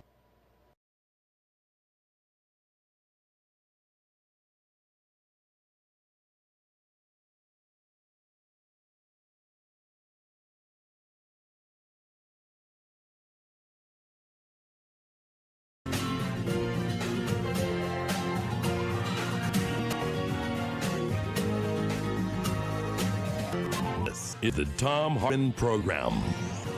Welcome back to the third hour of our program. 2 things I wanted to flag for you before I pick up your phone calls. The first is in the Charlottesville Nazi trial, where Heyer was murdered by this man, James Fields, who slammed his car into the crowd, killing her. He had tweeted earlier, "Love your race, stop white genocide." White genocide is the phrase that white supremacists are using to characterize the problem in their minds of non-white people emigrating into the United States, non-white people having babies, non-white people having positions of power, getting jobs, getting elected. I mean, just this whole white genocide thing basically is their phrase for, you know, what you would call the end of white supremacy. While he was on the witness stand, the plaintiffs played a clip. Oh, and then they had him talking on his podcast, and he's using a K word, this slur against Jewish people, that rhymes with kites. He said, "Let's gas the K and have a race war. When I realize they're responsible for communism, that's a really good reason to genocide a people." And then later he said, "If you kill a Jew, the Jew in you dies with him, I heard." And then he says, "This is a tasteless joke. Relax, K word." I mean, this is pretty grim stuff that is coming out in this trial. So I wanted to flag that for you. The other one is a story that just went up on the Financial Times, and I caught it it went up about 4 hours ago, but I just saw it during the break. I was looking at, at the news to see what's going on in the world, check the Times and the Washington Post and the Financial Times and some of the other websites. And this is amazing. Austria, the country next to Germany, right? Austria's government, I'll just read you the first two paragraphs. This is just incredible. Austria's government plans to impose a strict lockdown on the unvaccinated as it battles soaring rates of COVID-19 infection in one of the most contentious measures in Europe to try to tame the pandemic. Speaking at a press conference in Tyrol on Friday, Chancellor Alexander Schallenberg said the federal government was seeking a nationwide lockdown for those who have not been jabbed to apply starting Monday. He says the measures are needed to protect the rights of those who have been vaccinated or recovered from the virus. He said, I don't see why 2/3 of the population should lose their freedom because another third hesitates. Friggin' amazing. The headline, if you have a Financial Times subscription, I'm pretty sure you have to subscribe to read it, but the headline is titled, Austria Plans Lockdown for Unvaccinated in Battle to Control COVID. All around the world, people are just saying, I'm over it. Right? I think that the press coverage in the United States of people who refuse to get vaccinated, the media constantly going out and finding, well, let's find some average person in rural Alabama who's going to tell us how terrible the vaccines. It's the media constantly in search of the dog bites man or the man bites dog story. The old saying in news is, if a dog bites a man, that happens all the time. It's not news. But if a man bites a dog, that very rarely happens. That's news. And they've been applying this to COVID. There was a great piece in either the Post or the New York Times that I read last night that was talking about how the number of people who are refusing to get vaccinated and the number of people who are out there yelling and screaming and the number of people who are showing up at schools screaming about masks and vaccines and mandates is actually a very small number in the United States. And it's been exaggerated all in proportion by our media. Well, apparently in Austria, they're not blowing it all out of proportion. They're just saying, okay, guys, we're sick and tired of this BS. We are done with it. If you want to be hysterical about not getting a vaccine that has been proven in over 1 billion people to be safe and effective, if you don't want to get this vaccine, or over 1 billion doses, if you don't want this vaccine, fine. You are locked down. Don't leave your house. And I'm like, when do we start this in America? I'm ready. Anyhow, it's Anything Goes Friday, picking up your calls. Donald in Detroit, Michigan. Hey, Donald, what's on your mind? Okay, how are you doing, Tom? Thanks for taking my call. Sure, thanks for listening to Sirius XM. I was thinking about the rant you had, and then one of the things that made me think about how how close to maybe these type of takeovers it might be occurring, because I was watching something on the news the other day, and they even had a map out and was showing some of the things that China was doing as far as a lot of military, and building a lot of new military institutions around the world. And if that type of chaos was to occur within our country, that would be prime for countries like Russia and China to just start mobilizing throughout the world. And I don't think we could be we geared up for that type with the chaos going on there, and then that type of external stuff going there. And I just wanted to hear your take on it. Yeah, here's how I think it would play out. And let's keep in mind there is some evidence, and I can't say that there is certain evidence, but there is some evidence that a lot of the vaccine reluctance, a lot of the support for January 6th is coming from foreign governments that are initially hostile, not necessarily to the United States, but to the idea of democracy. Some of it seems to be coming out of the Middle East. Some of it seems to be coming out of Russia. Some of it seems to be coming out of China. And again, there are people on both sides saying no and saying yes. And so, but here's a scenario, Donald. You have the election of 2022. The election, now, let me just back just a little bit. In Virginia, Terry McAuliffe lost by a little over 1 point. And he immediately conceded. He said, okay, I lost the election. Up in New Jersey, the Republican lost by over 3 points, or in the neighborhood of 3 points. I guess it's just a little short of 3 points. He has still refused to concede. So let's the 2022 election happens, a year from now, And Republicans all across the country do what the guy running for governor of New Jersey did, what Donald Trump did, and they say, oh, no, this election is fraudulent, it's phony, it's fake, it's all that kind of stuff. And suddenly, millions of right-wingers appear in the streets with their guns and their protests, and they start terrorizing people and ripping up the city, ripping up the country. And Joe Biden has to declare a state of emergency or say, we're in a crisis. In the midst of that crisis, then, China says, we're not going to ship you any more stuff, right? You're going to run out of diapers in 3 weeks. You're going to run out of medications in 4 weeks. We're not going to ship you any more stuff. And Russia says, you know, we're not going to send any more gas or oil to Europe, and just cuts it off. And then, while we're dealing with this crisis, China attacks Taiwan and Russia attacks Ukraine. What do we do? That's what wakes me up in the middle of the night, Donald. Yeah, and that's kind of the way I was seeing it too. Because and even with this chaos would go on here, I don't think it'll play out in this country like some of these white supremacists think it will, because you'll be mobilized, and because I really believe that you still have ISIS and Taliban cells still here to be activated. You would have a lot of these so-called gang groups would turn into warlords, and I mean, it's just a mess. Yep. I agree. And for some reason, you know, these white supremacists think that black people aren't armed. There are some black people who are armed too.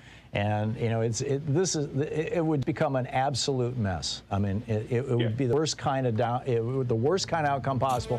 And Donald Trump and the Republican Party are pushing as hard as they possibly can to happen.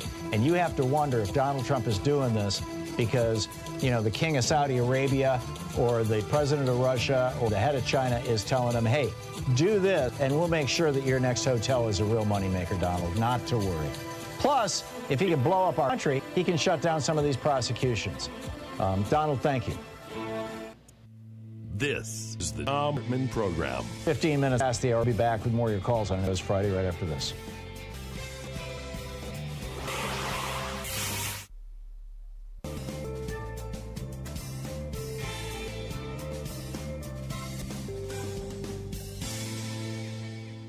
And welcome back, Zeke in Portland. Hey, Zeke, thanks for watching us on Free Speech. What's up? Tom, I'm just in the process of, I have scanned your rant from this morning to files, and I am emailing the rant to everybody on my list. Oh, you can just send them the link. You know, it's free. There's no commercials. They don't have to sign up to read it, you know. It's not the way I roll, Tom. Okay, all right. But feel free to copy it. It's fine. You know, yeah, go for it. Yeah. I'm glad I have your permission. Thank you very much. You absolutely do. I thought it was as brilliant analysis as I've ever heard from you, and I've heard a lot of brilliant analysis from you. But this couldn't be more important. I just wanted to add something. As I said to the gal who screens, we on the left are not the best at messaging. Okay, and there's an analogy I think you might find useful. What's going on with the fascists in this country is directly analogous to what happens when you have a termite infestation in your home. You're right. The termites work in the dark. They work silently. Unless you are paying exquisitely close attention, you do not know you have a problem until the house comes down on your head. And in this case, the house is your democracy, your democratic republic. I think that these people, the fascists, they are termites. And that is, I think, a really good way to frame it. And I just wanted to hand that to you, sir. It is, Zeke, and people who live in the South in particular, there's not so much of a termite problem. I grew up in Michigan. I'd never even heard of termites. I mean, I knew what they were technically, but I'd never seen a termite in my life. We moved down to Atlanta, and one of our neighbors walked out on her back porch one day, and it collapsed underneath her. And that's when she discovered that she had termites. Exactly. So, yeah, I think that's a metaphor that particularly for people in the South, would be real meaningful. Even if you don't live in the South, and I lived in the South for 31 years, I know what that's about. But, I mean, people, even if they don't have that issue in their bioregion, they know about termites, and they work, as I said, silently in the dark, and you don't know you have a problem until it's too late, unless you're paying exquisitely close attention. Yeah, so, anyway. I'm with you. Zeke, thank you. Thank you for that. And keep Spreading the story. Good talking to you. Linda in Auburn, Washington. Hey, Linda, what's on your mind today? Well, I'm calling about, I don't want to see things just all the Christians or a lot of Christians go and vote for Trump because that's their only option, or they feel that that option most align with God. Now, in the last election, a lot voted for Biden because he had God in the picture. But like a lot of what you say, I don't hear God come into the picture, Jesus.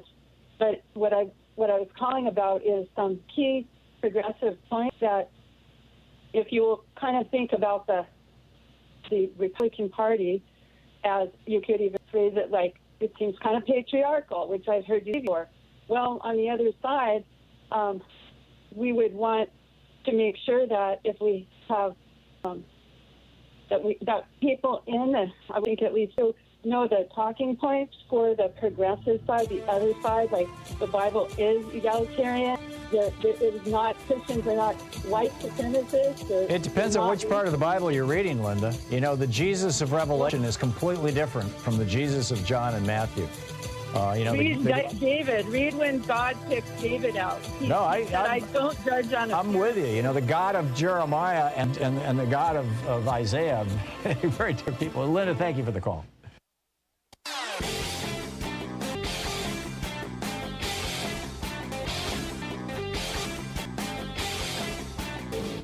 Share the Thom Hartmann program with your friends. We're available on SiriusXM, Free Speech TV, Pacifica, commercial stations nationwide, YouTube, Twitter, Facebook, on the Thom Hartmann app, and you can tell your smart speaker to listen to the Thom Hartmann program. As Senator Angus King, the independent from Maine who caucused with the Democrat, pointed out recently on CNN, if you take the states that 41 Republican senators who are all about everything Democrats do, if you take the states those 41 senators represent, add up all the population together, you get 24% of the American people. So the situation now is that 24% of the American people have an effective veto. Now, those 21 states, add their population together, they represent 7.2 million people out of 331 million people in the United States, which means that they are representing an even smaller percentage of the American people, around 21%. You look at both those 4 senators, it was there were 31 million votes total cast in those elections. That's only 11.9%. It's over, the whole video of it is over at thomhartmann.com. Check it out.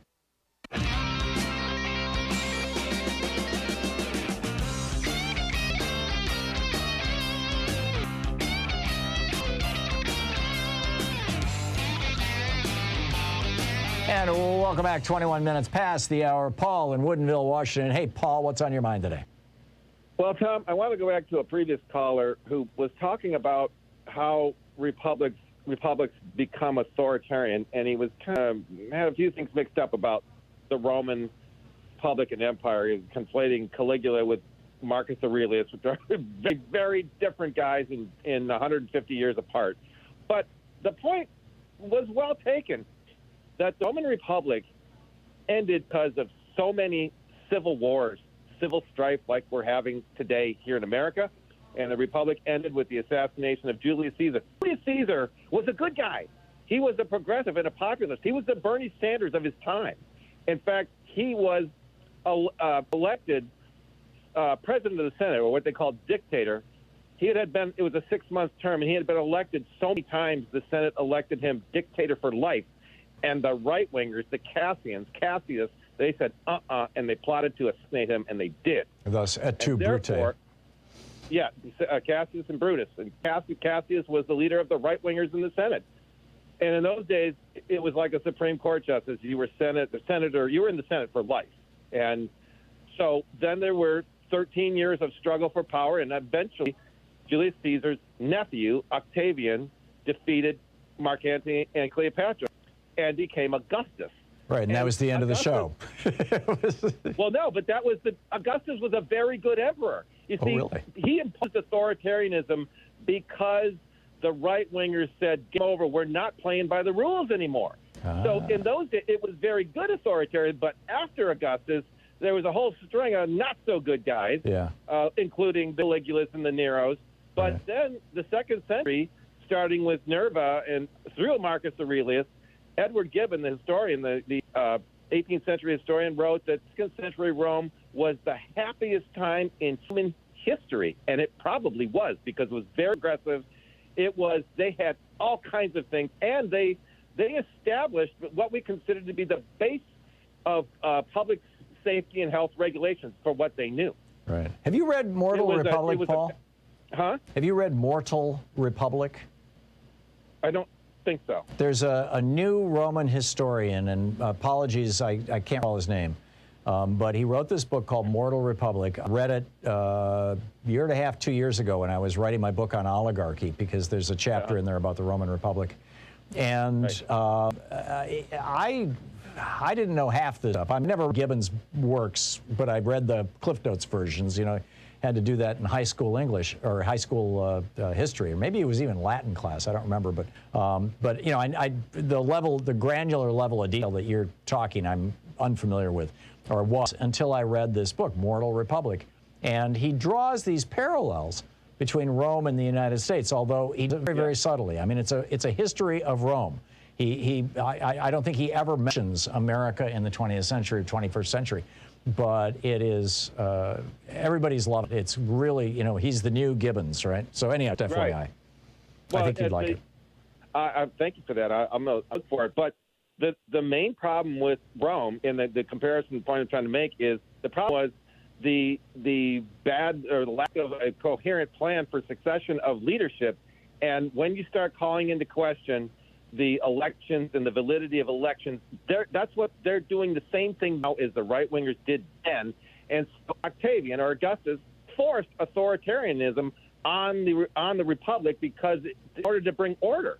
Right. And what I think the right-wingers now, they'd rather have disorder and obstruct and chaos and anarchy rather than submit to the will of the majority. And so that's why I'm saying, Tom, that's why I'm always getting to the point of we're either going to have to play that game too, unless we get to the point where we can let the laboratories of democracy in the progressive states, let them do their own work, and let the other states who want to break off and be stupid, let them go their way. Yeah. States' rights. I'm going to go states' rights. I'm turning the tables on them. I think you may well be right, Paul, and I've been rolling an op-ed around in my mind about that. You know, let the blue states go free. Not quite there yet, but by the way, it was Edward Watts. You said, Sean? Edward Watts is the guy who wrote Mortal Republic. I'll look that up. Thanks. Yeah, well, I'm working on a new piece myself called "The Laboratories of Democracy and the Price of Ice in Oklahoma." That's my new piece when it comes out. Probably the price of what? It's called "The Laboratories of Democracy and the Price of Ice in Oklahoma," because that's the case that actually led to the concept of laboratories of democracy. Was a dispute over who could make ice in 1932 in Oklahoma. Who needed before a the Supreme Court? Ice? Yeah, it was called. It was New State Ice Company versus Liebman, 1932, and that's when Louis Brandeis came up with a term: "Let the states be laboratories of democracy." Remarkable, remarkable. Paul, you're brilliant. Thanks so much for calling, and I look forward to your article. I hope you'll share it with me. We'll be back. It's 20 past the hour here on the Thom Hartmann program, the place where despair is not an option. We still have some options. We still have a lot of options, and we have a lot of ideas, and there's a lot we can do. We just need to get together and do it. You're listening to the Thom Hartmann program, 22808-9925. With your calls, I think goes Friday right after this break.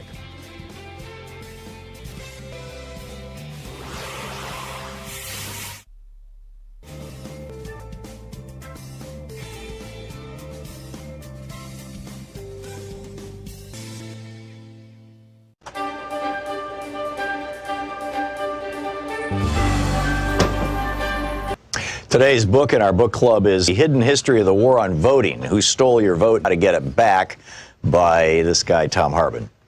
This is from chapter 1, or from the introduction, actually. In 2016, 6% of Americans who were eligible to vote nominated Donald Trump as the GOP's presidential candidate. It was 8% for Hillary Clinton on the Democratic side. Trump went on to be elected president by 26% of eligible voters. The modern American oligarchs have largely stayed in power using three simple elements: explicit and overt racism, massive disinformation campaigns, and voter suppression. No ideas, no push for better schools, hospitals, airports, roads, or bridges, or reform of our health, energy, or financial systems. no promise of more and better jobs. None of these staples of past presidential campaigns can be found in pretty much any Republican advertising today. Instead, the public Republican message is all about race, or the subset of race, religion. Muslim stands in for brown Arab in GOP speak, and immigration, aka brown people from south of our border, and socialism. Meanwhile, Republican secretaries of state across the nation are vigorously purging voters from the rolls. Over 17 million, more than 10% of America's active voters, in just the 2016-2018 period, according to NBC News. After the, after the 5 Republican appointees on the U.S. Supreme Court gutted the Voting Rights Act in 2013, 14 GOP-controlled states moved within a year, some within days, to restrict access to the vote, particularly for communities of color, students, and retired people. In North Carolina, for example, 158 polling places were permanently closed in the 40 counties with the most African-American voters before the 2016 election, leading to a 16% decline in African-American early voting in that state. An MIT study found that nationwide, Hispanic voters wait 150% longer in line than white voters, and black voters can expect to wait 200% longer in line to vote. In Indiana, then Governor Mike Pence's new rigorous voter ID law caused an 11.5% drop in African-American voting. Students are suing for their right to vote, and retired people who no longer drive but care passionately about their Social Security and Medicare are being turned away at the polls by the hundreds of thousands because their driver's licenses have expired. The obvious failure of 40-plus years of Reaganomics and GOP policies to maintain a functional middle class in America has been a problem for the modern GOP. In 1974, for example, the GOP had outright control of only 7 states. The message, elect us and we'll help the rich people, just didn't generally resonate with American voters. It's the reason why, outside of the fluke elections of 46 and 52, Democrats controlled the House of Representatives outright for 3 generations, from 1933 to 1996, and controlled the Senate for most of that time. Desperate to win the presidency for the GOP in 1968, Richard Nixon went so far as to commit treason by torpedoing a peace deal with President Lyndon Johnson that President Lyndon Johnson had worked out with the North and South Vietnamese. According to Abul Hassan Bani Sadr, then president of Iran, Ronald Reagan did the same thing by cutting a deal with Iran whereby they would hold on to U.S. embassy hostages until after the 1980 presidential election, torpedoing Jimmy Carter's chances of re-election. But in 2000, the GOP changed tactics. After Reagan was almost busted for his part in Iran-Contra, he testified that he had forgotten about details of the program more than 8 times his growing Alzheimer's spared him an indictment. They realized that getting busted for treason wasn't worth the risk. They needed Plan B, and it was deliciously simple. If most voters don't like what you're selling, then just don't let them vote. Paul Weyrich promoted this idea back in 1980 when he was campaigning for Reagan after co-founding the Heritage Foundation. And indeed, many Republican luminaries, such as William Rehnquist, who went from serving the GOP by standing in polling places and intimidating Hispanic and Native American voters in the 1960s, to becoming Chief Justice of the Supreme Court, rose up through the ranks by participating in Republican-run voter intimidation schemes. Voter suppression became the foundational go-to tactic for the GOP in 2000. Although the GOP attacked Democratic presidential nominee Al Gore with an innuendo, ridiculing him for helping write the legislation that created the modern internet, for example, the main thing that got George W. Bush into the White House was voter suppression. His brother, Florida Governor Jeb Bush, and Bush's Secretary of State, Karen Harris, threw somewhere between 20,000 and 90,000 African-American voters off the rolls. They were able to get the vote close enough. The 5 Republican appointees to the Supreme Court functionally awarded Bush the presidency. The BBC covered this in 2001 in 2 major investigative reports that were seen all over the world, except on any American media. By 2016, the Republican Party had fine-tuned its voter suppression and intimidation systems to the point that they ran like well-oiled machines in nearly 30 states. Between the 2012 and 2016 presidential elections, for example, Ohio had purged more than 2 million voters from its rolls, the vast majority, more than 2 to 1, in heavily African-American and Hispanic counties. The 5 Republican appointees on the Supreme Court ruled in 2017 that they could keep it. And other states have since adopted their new tactic, caging voters. The book, The Hidden History of the War on Voting, by me.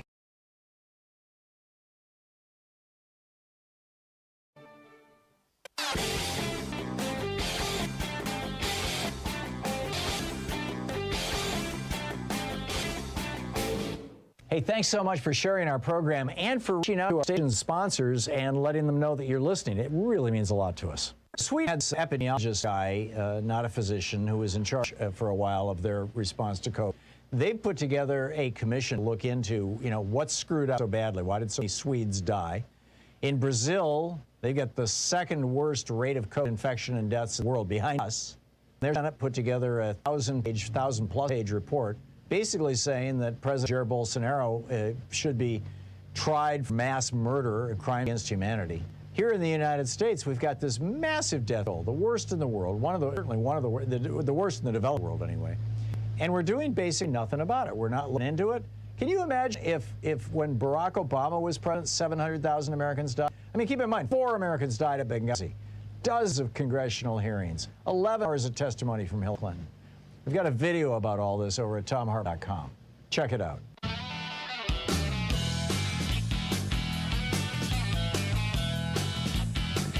Welcome back. Thom Hartmann here with you, and Lee in Palatine, Illinois. Hey, Lee, what's on your mind today? Thanks for listening to WCPT. Hi. I caught the Newt Gingrich interview, and he lied several times. I'm shocked. One of which was the perjury thing he was talking about. He went through this big convoluted thing about how he was worried about Bill Clinton committing all kinds of perjury through all this Paula Jones stuff. Well, the only perjury charge on the Paula Jones case was his deposition, and that never made it out of committee. The committee voted not to send it to the full House for a vote.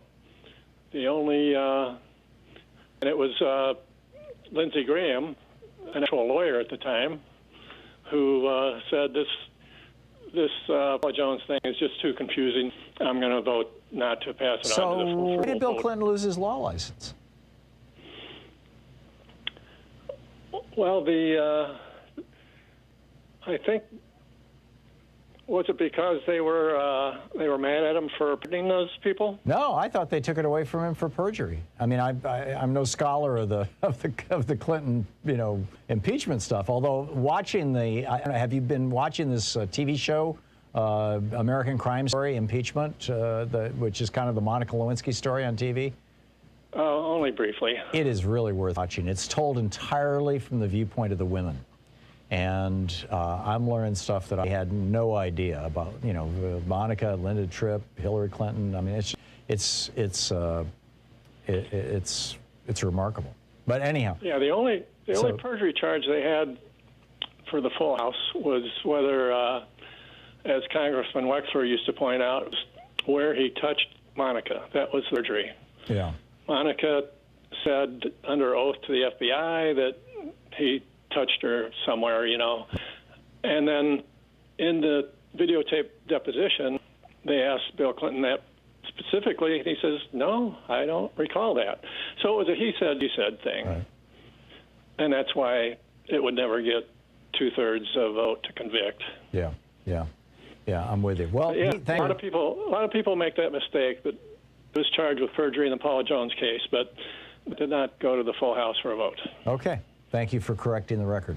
Lee? Oh, he also lied about his 4 years of balanced budgets. That's a lie, too. Yeah, I figured that out. And also, Congress doesn't propose budgets. They approve them. The president proposes the budgets. Correct. So those are Bill Clinton's budgets, not Newt Gingrich's budgets. And I think there was only 1 year that passed. In fact, I think it was his last year, wasn't it? A balanced budget in 2000? I think the last 2. But okay. I think part of that was Bill Clinton raised taxes on the 1%. That's and right. tax revenue went way up the next few years. Surprise, surprise. Yeah. Lee, thank you for the call. Thanks for setting the record straight. Yeah, I appreciate it. Vincent in Prescott Valley, Arizona. Hey, Vincent, what's on your mind today? Hey, Tom. My theme today is to give hope to those who you always ask to go out and do something, and they don't feel that what they do will make a difference. 2 years ago, I started writing Senator Flake here in Arizona, and to get him to be reasonable and see the benefits of progressive thinking. And I wrote him constantly, and he responded constantly in person, in letter form, on the email. And he changed his views a little, and he decided not to run again. Now, what's happening today is I belong to one nation, indivisible, besides being a protester against Trump. And I thought I wasn't doing enough. And I started writing Paul Gosar, trying to open his mind up to the idea that the Chinese only have 6,000 deaths and our capitalist system produced 600,000 in COVID. And he wrote me back a 2-page letter, and I posted it on Neighborhood Post. And what was the essence of what he said? Well, I'm looking at it right here. He said these first few paragraphs are to deny that he was trying to hurt anyone progressive. Alexandria Ocasio-Cortez with his little murder fantasy. Yeah. And then he said, cartoon hero, you know, he mitigated and deflected. Yeah, of course. And by the way, I guarantee you, Vincent, he didn't write that. No, it's a staff writing, but put it on this website, and I got, you know, I used to get 1 or 2 comments from my peers in this group. It was flooded with 20 right away, 20 responses in Arizona saying that this guy's got to go. Right. So if this is neighborhood.com, it's people who live in your area who are responding to you. That's interesting. So you think Arizonans are starting to turn against Paul? Paul Gosar, of course, is a congressman from Arizona, for people who don't know what we're talking about, who earlier this week tweeted a video that had him murdering Alexandria Ocasio-Cortez, the progressive Democrat from New York. But the thing that's important here is I didn't attack Jeff Flake. I reasoned with him. I'm not attacking Gosar. I thank him for his service. I told him, well, I did call your staff 2 weeks ago, and he never sent me a release of information to help me with a government issue. He didn't comment on that because he told me to call Gosar when I was trying to get help from Cinema and others, and they never responded. And they have to keep trying and use whatever skills that we have as progressives to use love and other positive attributes to get away from this dichotomy of Republicans versus Democrats. Yeah, we're not going to win this thing by going out in the streets with guns. You know, I realize there are some Republicans who think what they are, but this is a battle for the hearts and minds of America. Vin, I salute you. Thank you very much for sharing your story with us. It's great what you're doing. Jeff in Portland, Oregon. Hey, Jeff, what's on your mind? Thanks for listening to X-Ray FM. Happy Friday, Tom, and thank you for bringing us this truly enlightening forum day in and day out. And that was one heck of a rant and Berman report you opened the show with. And to riff on that, I would say almost everything that afflicts America today can be attributed to the fact that right now we have an extremist white nationalist group masquerading as one of our two major parties. I agree. They all must show 100% loyalty and fealty to this cult leader, a twice impeached guy who doesn't believe in the rule of law. And this is not how a major party operates in any functioning democracy. So, you know, we have no choice but to crush them at the polls or face the consequences you laid out. In my opinion, the three-point plan, which isn't an original thing from me or anything, but, you know, A, continue enacting policies like the Build Back Better Act that lift people up while hopefully saving the planet. B, pass the Freedom to Vote Act and the John Lewis Rights Act. We can't sit back, you know, as our votes are massively suppressed in our districts, wildly gerrymandered. And C, and this is maybe the most important, hold Trump accountable for, number one, the hundreds of thousands of unnecessary deaths resulting from him sitting on his hands and doing worse than nothing when he knew early on how deadly and transmissible the virus was. And two, Congress and the DOJ, they have to move swiftly on Trump and his cronies' roles in 1-6. Garland is going way too slow by all accounts. So as Glenn Kirshner and others have been advocating, Congress has the power to charge Bannon with inherent contempt and lock him up. Yep. I feel, Tom, if we don't do these things, your fears are going to come true, and we have to do them all. Do you agree? I do. I absolutely do, Jeff. And even with the last nice tight articulation. Thank you. Go ahead. And with the last point with inherent contempt. Mm-hmm. Okay. Yeah. Oh, yeah. I what I want to know is more about inherent contempt. We have invited Jamie Raskin to come on the program, 4 times now, several times to explain it to us, because I get all this conflicting information about how much power Congress actually has when they declare inherent contempt, how they can use that power, how that power can be shared with other police agencies in Washington, D.C., because you're going to have to actually go after people. And I don't know the answer to those questions. And I'm a fairly well-informed guy. And I've not been able to find anybody who can say, here's exactly what it is. But Jamie Raskin has been saying, use inherent contempt. And, I'm and I think he's a constitutional lawyer, too. He is. He's a constitutional law professor, as I recall. So, yes. And, we're trying to find somebody in Congress who can explain this to us. And I'll keep on it. Jeff, thanks for the call. You're listening to Thom Hartmann. Visit ThomHartmann.com for audio and video archives. 45 minutes past the hour, taking back the mainstream media 3 hours a day, 5 days a week, right here. Thank you for joining me. We'll be right back with this.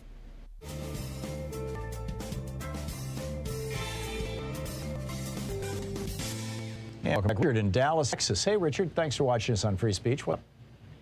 Yes, thank you so much for this show. It's just absolutely extraordinary. Thank you. You are a national treasure. I wanted to ask you about how much effect on the country the Students for Democratic Society, had, what you thought of what had happened to that Democratic surge. I believe that SDS was a major transformational force in this country. I was very involved with SDS in the late 60s. And, we changed how college campuses work. We led the opposition to the war. SDS, I was young, compared to Thom Hayden, who was a friend of mine, actually, and has now passed away. But Thom laid out the Port Huron Statement, which kicked off SDS. He was the principal author of it. And I think that was in '62. And in '62, I was still, very young. I was 11. But by '68, '69, I was very involved with it, and SDS had shifted. The original Port Huron Statement was all about racial equity and poverty, and ending systemic racism in the United States, and building a social structure that had a floor that people wouldn't fall through economically.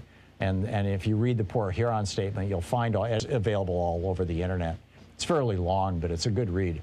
But then, as the Vietnam War heated up in '67, '68, '69, that's when SDS really came into its own and really had a huge impact, I think, in the United States. Just like I think right now, the Black Lives Matter movement is having a large impact on the United States. And, Antifa seems a little too disorganized, and, there's not a central anything there. But those are my thoughts, Richard. Did I answer your question? I'd like to say something about my experience. I was a freshman in 1968. Mm-hmm. The Students for Democratic Society occupied the administration building. Mm-hmm. And I was, from a small southern town. And I was, liberal, but had a conservative background. And at the building, someone threw an egg at a SDS demonstrator who was hanging out the window of Parker's Hall. And I kind of, chuckled about it, Mm-hmm. And the dean of freshmen turned around and gave me, like, what are you doing, look. And I really changed my life, What campus was that? I realized Dartmouth. Mm-hmm. Okay, yeah, and you realized I had thoughts that were not consistent with the enlightenment this country should steer to. Yeah, I'm with you, Richard. The last time that Louise and I hung out with Thom Hayden was in Dubrovnik in Croatia at the Praxis Peace Conference. And they have now on their website an hour-long audio clip. Includes a long interview that Tom and his wife were there with Louise and me. And Sue Nethercutt was there, who works on our staff, and it was just an amazing thing. And so if you have any curiosity, that's my last, I think the last long, full-form interview that I did with Thom. Richard, I got to run, but thank you for the call. We'll be right back.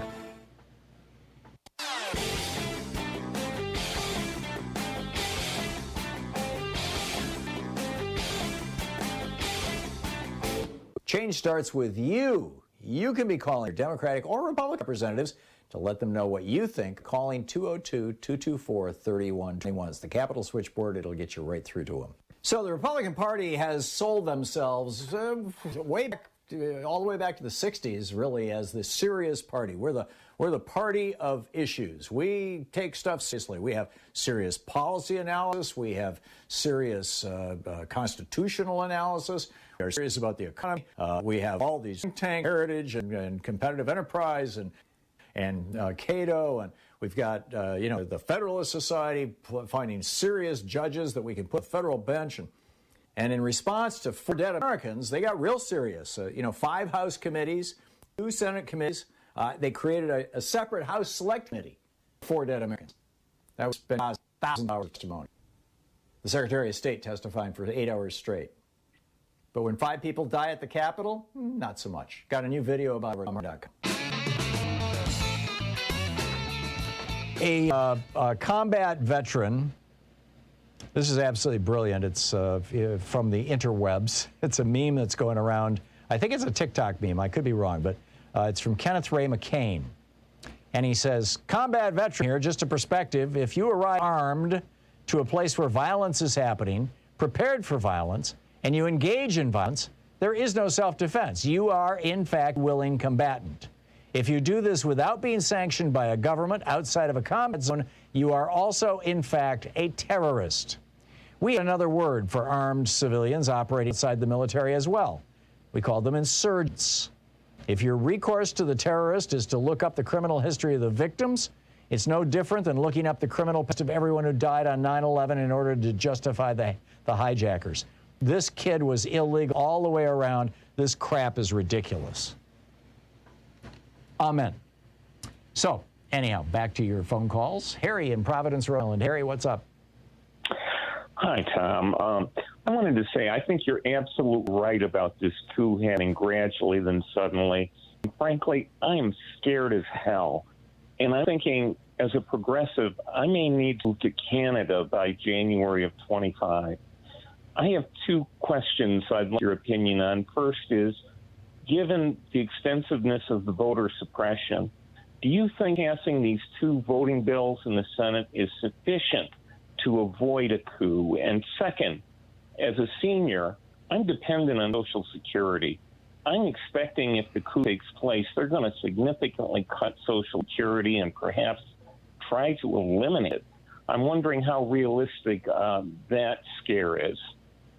Let me deal with the Social Security one first. I would remind you, Harry, that when Adolf Hitler became Chancellor of Germany from 1930 through 1937, he increased social welfare benefits. He strengthened the national health care system, their single-payer health care system.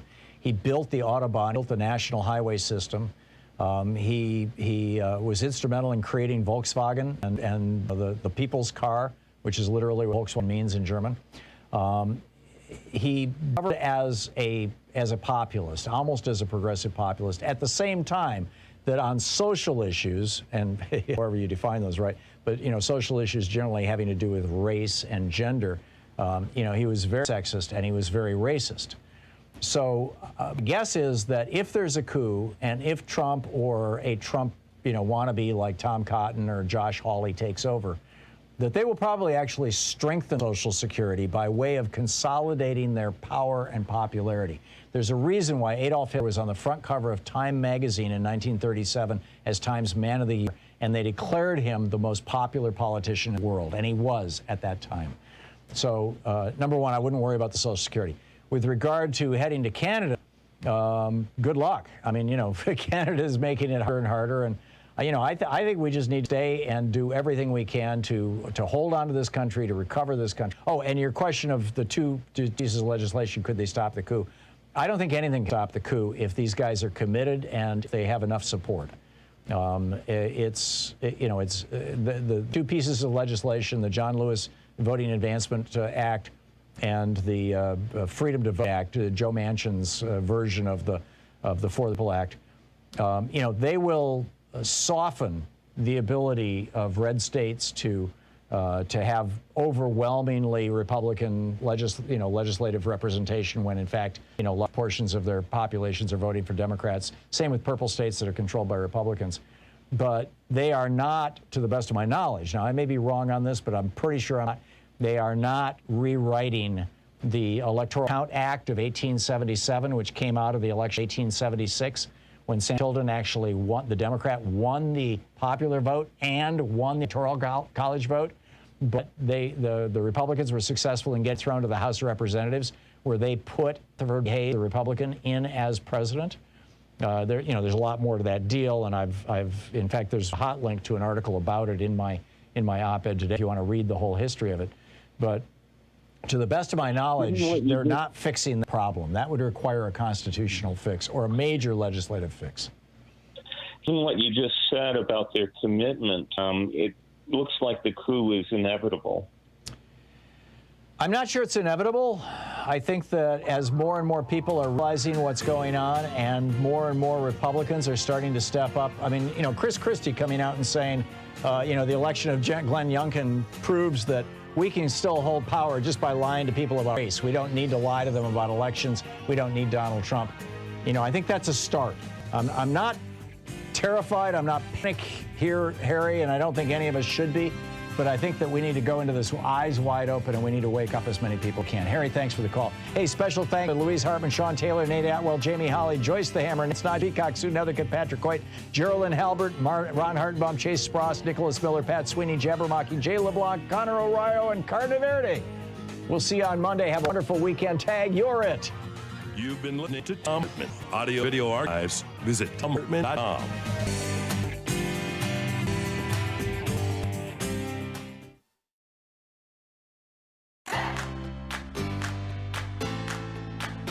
These companies support the Thom Hartmann program. They are HelloFresh, the #1 meal kit delivery service. More info at HelloFresh.com, code TOM. CB Distillery, CB for sleep and pain relief. More info is available at cbdistillery.com, code TOM. Ground News, a well-rounded perspective for news readers. More info at ground.news/Tom. Angie, for any project on your to-do list. More info at Angie.com. Innovite, a whole food supplement for your pet immune system. More info at Innovite.com. And ExpressVPN, the VPN that just works. More information at expressvpn.com/Tom.